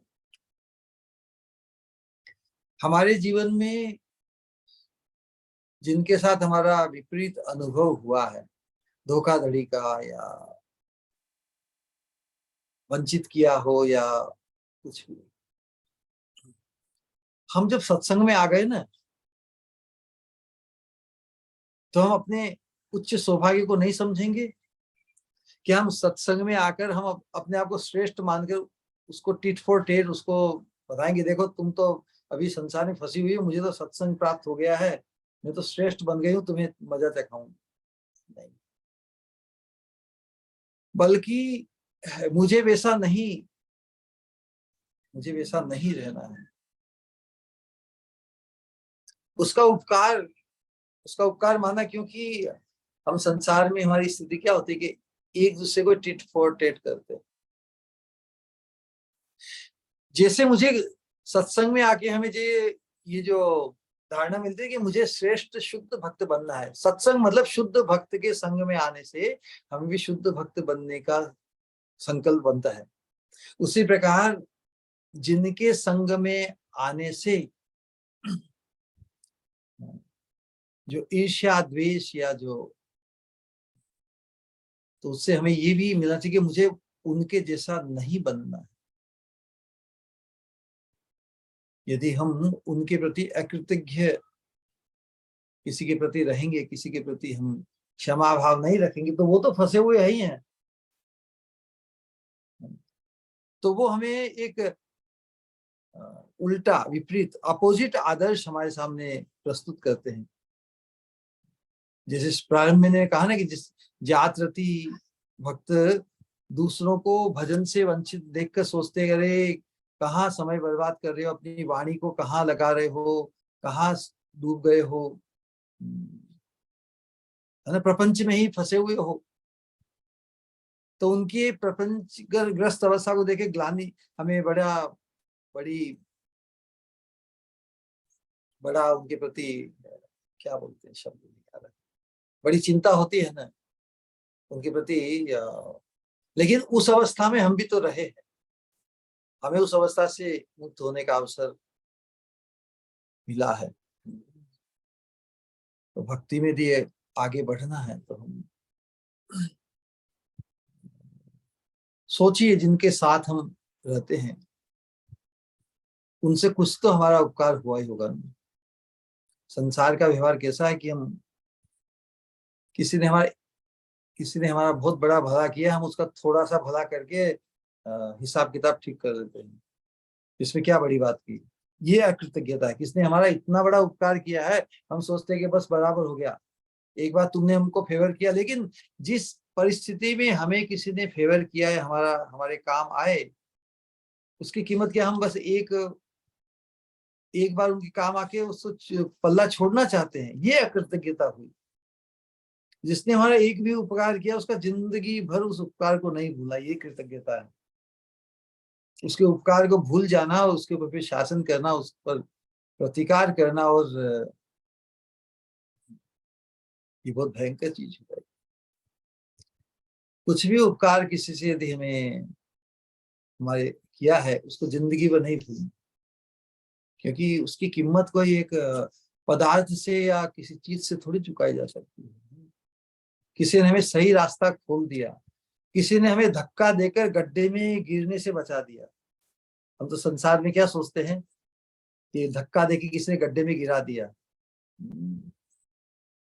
लेकिन किसी ने हमें बचा दिया हो या सही बात बता दी हो,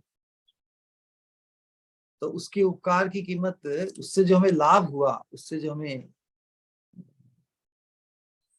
मिला, क्या उसका उपकार हम वस्तु पदार्थ से मिल, जैसे किसी के एक विचित्र उदाहरण है, मन में जैसा उदाहरण था मैं सहज बोल देता हूँ। किसी ने आपको एक सलाह देके कुछ कुछ काम करने को कहा, उस काम में आपको बहुत बड़ा धन मिल गया, तो क्या उसका उपकार आपको करोड़ रुपया मिला और आप उसको 1000 रुपया का इनाम देके क्या उस उपकार से बच जाएंगे? हाँ चलो, कहने का आशय है कि जिसकी उपकार का हमने एहसास किया हो जीवन में, छोटे से छोटा, उसको भूलना नहीं। वो हमारे काम आए ना, तो हम उसको जिंदगी भर काम, और अल्टीमेटली साधक की दृष्टि हो जाती कि वो मेरे काम आया, तो उसके जीवन में भी श्रेष्ठ वस्तु मेरे माध्यम से प्रविष्ट हो। वो भी भगवान का शुद्ध भक्त बनने का संकल्प उसके हृदय में भी जागृत हो। यदि परोपकार ही करना है तो इस स्तर का परोपकार हम करना चाहेंगे, तो फिर हम कृतज्ञता के गुण से कभी वंचित नहीं रहेंगे। ठीक है जी श्री गुरु, बहुत बहुत धन्यवाद, बहुत हरि प्रणाम। हरि हाँ, हमें खुद को ही संभालना। आज का सत्संग बहुत क्रिटिकल है कि हम अवश्य ही दूसरों की चिंता करें, लेकिन खुद को पहले सुरक्षित, खुद को उन्नत करना है ना। खुद को उन्नत करना चाहेंगे तो जो चीज हमें खुद को उन्नत करने से वंचित करती है, उन चीजों से हम बचेंगे। हमारे जीवन में जो जो भी आए, कोई हमारे प्रति कृतज्ञ नहीं हो तो भी उसके प्रति दोष नहीं करेंगे, उसके प्रति भी ख्याल करेंगे कि इसका जीवन भी ऐसा पवित्र बने, इसके हृदय में भी, इसकी चेतना में भी ऐसा आमूल परिवर्तन हो कि उसका भी पोटेंशियल है ना शुद्ध भक्त बनने का। अयोग्य पुरुषो नास्ति, मनुष्य होने के नाते हम सभी योग्य है शुद्ध भक्त बनने के लिए। ठीक है, तो उसकी योग्यता के अनुरूप उन्हें ढालने के लिए कुछ न कुछ अटकल निकालनी पड़ेगी। उनके छोटे से उपकार को भी, कण रूपी उपकार को भी मन मानना है, और उनका मन जैसा यदि प्रतिकार या हमारे प्रति वो है, उसको भी कण मान लेना है। ऐसा नहीं कि हम भूल जाना ही चाहिए, लेकिन भूल जाना बड़ा मुश्किल है। लेकिन मन जैसे, हाथी जैसे दोषों को भी कण जैसा, कीड़ी जैसा मान लेना है। तो कीड़ी जैसा दोस्त हम, अब साधक बनने से हमारी उदारता बढ़ जाती है, सहनशीलता बढ़ जाती है, हमारा दृष्टिकोण बदल जाता है। हाँ, किसी के आदि मन जैसा ही और कण जैसे दोस्त को भी मन जैसा मानेंगे तो फिर तो उससे हम उत्तीर्ण नहीं हो पाएंगे। विपरीत करना है। बड़े से बड़ा प्रतिकार या जो गलत कार्य या अनुचित कार्य वाणी से, व्यवहार से किया है, उसके छोटे से उपकार को भी बड़ा मानकर उसके हित में क्या हो सकता है, वो भी किस प्रकार इस प्रेम भक्ति मार्ग का पथिक बन सके, इसके लिए भरसक प्रयत्न करना है। ऐसी भावना उसके प्रति रहेगी तो वैमनस्य या जो दूरी जैसा असत भाव या घृणा भाव या घृणा भाव, यही ना, घृणा भाव नहीं रहेगा, हम द्वेष भाव नहीं रहेगा, तो हम उसका हित कर पाएंगे। दूसरों का हित करने की इच्छा प्रबल होगी, तभी हम वास्तव में अपना भी हित करते जाएंगे, है ना। हरे कृष्ण। हरे कृष्ण।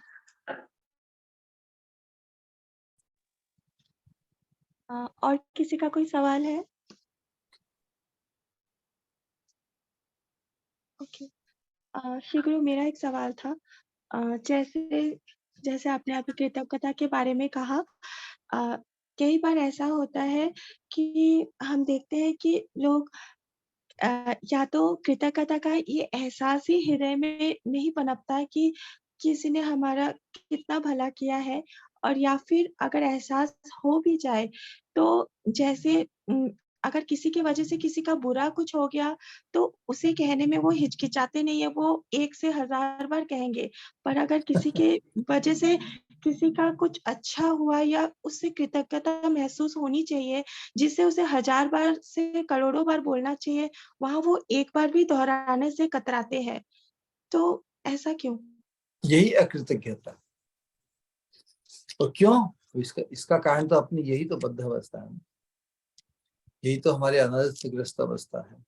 अनर्थग्रस्त अवस्था से हमें मुक्त होना है। ये सत्संग से हमें ये शिक्षा, सत्संग से हमें हमारे जीवन में हम शुद्ध भक्त, हमारा मनुष्य जीवन का लक्ष्य है, उद्देश्य है, प्रयोजन है, उससे हम कितनी बार, अनगिनत बार वंचित होते आए हैं। तो जब ये पारमार्थिक जागृति जब तक नहीं होगी तब तक ये ताता चलता रहेगा। अनर्थग्रस्त अवस्था हमारी बद्ध अवस्था का परिचय है, यही इसका कारण है। सत्संग के प्रभाव से जैसे जैसे हम सत्संग का जो दिव्य आलोक हमारे हृदय में जैसे से प्रकाशित होगा, उतने प्रमाण में हम खुद के दोषों का दर्शन कर पाएंगे और हम द्वेष बुद्धि से कितने ग्रस्त है ये भी देख पाएंगे। हमारी दृष्टि में दोष और बुद्धि में द्वेष है, ये हम खुद नहीं देख पाते ना। हमें तो जो दृष्टि में दोष तो दूसरों के ही दिखते हैं, सामने ही क्या आंख अंदर देखती है क्या? नहीं। बुद्धि भी फिर बुद्धि भी विश्लेषण, यदि दृष्टि में दोष होगा तो दोषमय विश्लेषण ही द्वेष। दोष और द्वेष एक ही सिक्के के दो पहलू है ना, बुद्धि और दृष्टि। बुद्धि अंदर सोचती है और आंख बाहर देखती है ना, तो बाहर जैसा दिखेगा उसी प्रकार तो विश्लेषण होगा ना। तो हम बाहर क्या देखना चाहते हैं, हमारी हम किस चीज को लक्ष्य कर रहे हैं। तो जो अंतर में यदि कलुष है वही बाहर फिर लक्ष्य होता है। जिसके अंतर में सत्संग के प्रभाव से शुद्ध भक्ति, भगवान के दर्शन, भक्तों का सौभाग्य, भक्ति की महिमा जिसके अंतर में बुद्धि में छाई हुई है, मतलब वो उसी को ढूंढेगा। तो फिर कचरे में भी उसे सोना दिख जाएगा, भीड़ में भी उसे कोई भक्त वाला, क्योंकि वो ढूंढ ही भक्ति को, भक्त को, भगवान को ढूंढ रहा है ना साधक। तो उसे फिर कचरा ये सब चौदी के आनंद है। भक्ति विनोद ठाकुर है, आत्मनिवेदन तु आपदे करी हईनु परम सुखी, दुख दूरे गेलो चिंता न करहिलो चौदी के आनंद देखी। तो चौदी के आनंद देखी, इस भव संसार में तो कहाँ आनंद, दुखालय में शाश्वत है, लेकिन उसकी अंतर्दृष्टि शरणागत हो जाए आत्मनिवेदन करने के बाद में, वो तो बस भगवान, भक्त और भक्ति को ही ढूंढ रहा है। तो सर्वत्र इस त्रिगुणात्मक जगत में भी ये तीन चीजें है ना, भगवान भी परमात्मा रूप में सर्वत्र है वर्तमान, भक्ति की साधना भी कहीं ना कहीं है, भक्त भी कहीं ना कहीं है। तो वो ढूंढता उन्हीं है, इसलिए उसे वही दिखते हैं। उसके अलावा जो जिस चीज की आकांक्षा उसे नहीं है वो दिखते हुए भी वो नहीं देखता। ऑलराइट, बिल्कुल। बहुत बहुत धन्यवाद, वेरी वंडरफुल। किसी का और कोई सवाल है या कुछ कहना है तो प्लीज, लास्ट कॉल। ओके, शायद नहीं है। मुझे कुछ कहना है श्री गुरु, कहूँ? कहो।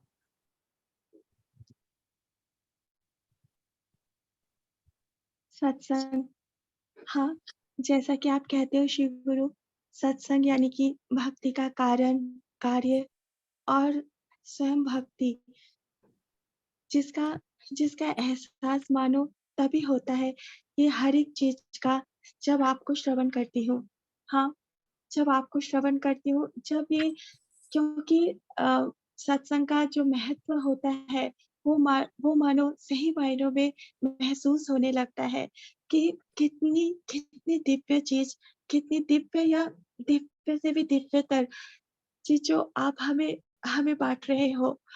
मानो मानो हर एक पल यही महसूस होता है कि एक अमृत की गंगा की लहर मानो बह रही है, जिसमें जिसमें जिसमें मानो आत्मा आत्मा तृप्त होने को है।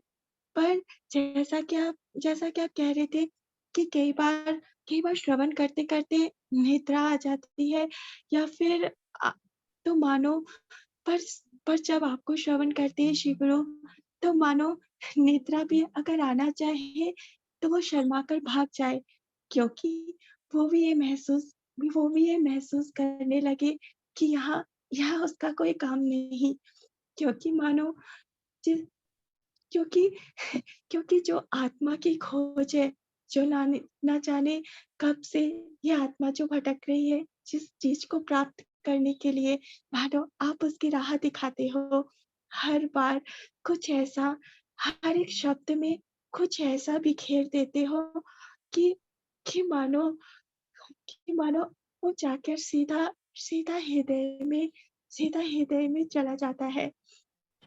जैसे आज भी जो कहा आपने क्षमा और कृतज्ञता का, हाँ, पहले भी जैसे कृतज्ञता का एहसास और क्षमा का एहसास जब तक हृदय में नहीं हो, जब तक तो तब तक कैसे कैसे हम कह सकते हैं खुद को या साधक हर एक बात में कि खुद का आकलन, जैसे आपने कहा कि जागृति में हम हैं कि नहीं या हम किस स्टेज में हैं, क्या है हमारी क्या कहाँ है हम खुद को आकलन करना या खुद पर कभी अभिमान ना आ जाने या सही मायनों में ये एहसास हर पल, हर क्षण आप करवाते हो कि हमें हमें जीवन किस लिए मिला है और हम इतने इतने जन्मों तक हम क्या कर पाए। जिस तरह आपने कहा कि हाँ, इतने कि खुद पर कितनी ग्लानि होनी चाहिए कि हमने इतने जन्मों तक भगवान ने तो हमें अवसर दिया,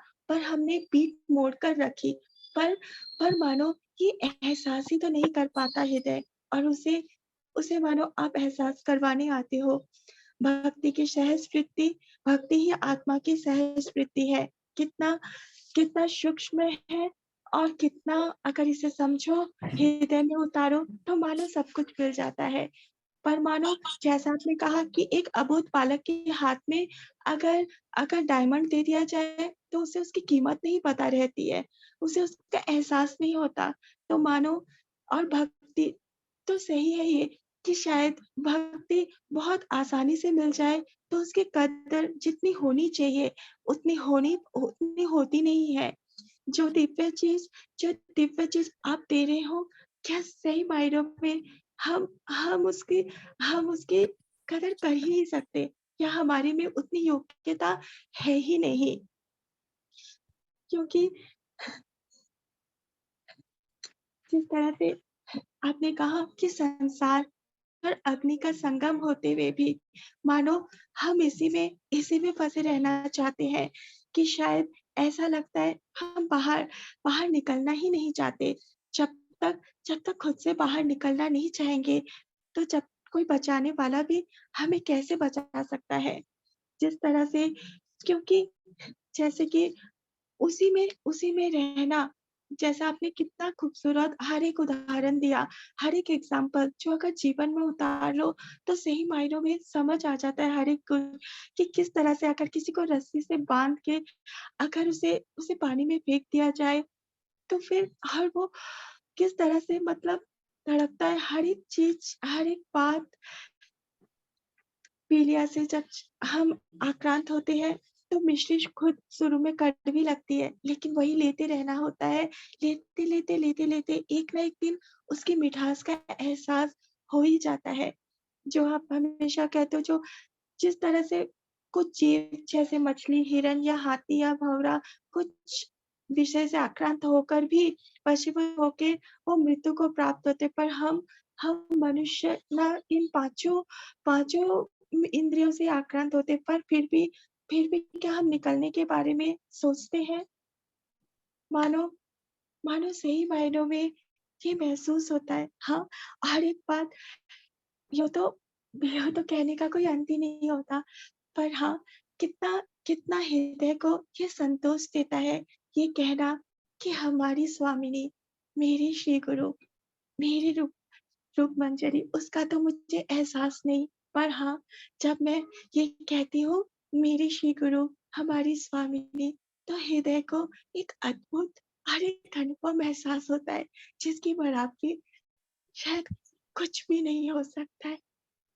भानु कहता है दिल, जाने कब से संसार के इस दावानल में फंसी हुई थी, जाने कब से भटक रही थी आत्मा मेरी, जाने कब से विषय के जाल में फंसी हुई थी, पर मानो इसे एहसास करवाने कि ये एक चक्रव्यूह में फंसी हुई हूँ मैं, आप आए श्री गुरु, और दिया अपना हाथ, ताकि इस दलदल से मैं बाहर आ पाऊं, ताकि और इसका एहसास भी कि इस दलदल से बाहर आना, वो भी एहसास हृदय में जागृत अगर हुआ तो आप ही की कृपा से, मानो और फिर ले जाना चाहते हो उस दिव्य राह में, उस दिव्य मार्ग में, जिसकी मंजिल है केवल और केवल श्री गुरु गौरांग की सेवा, श्री गुरु गौरांग के चरणों की सेवा,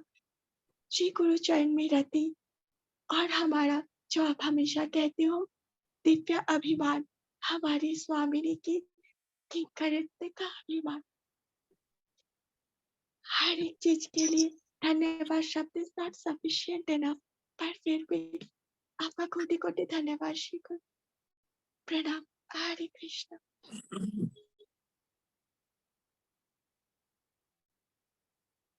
हम सब प्रियता और पूज्यता के भाव से 3 बार हरे कृष्ण महामंत्र का उच्चारण करेंगे हमारे श्री गुरु के सम्मान में। हरे कृष्णा हरे कृष्णा हरे राम राम राम हरे कृष्णा हरे कृष्णा हरे हरे कृष्णा हरे हरे राम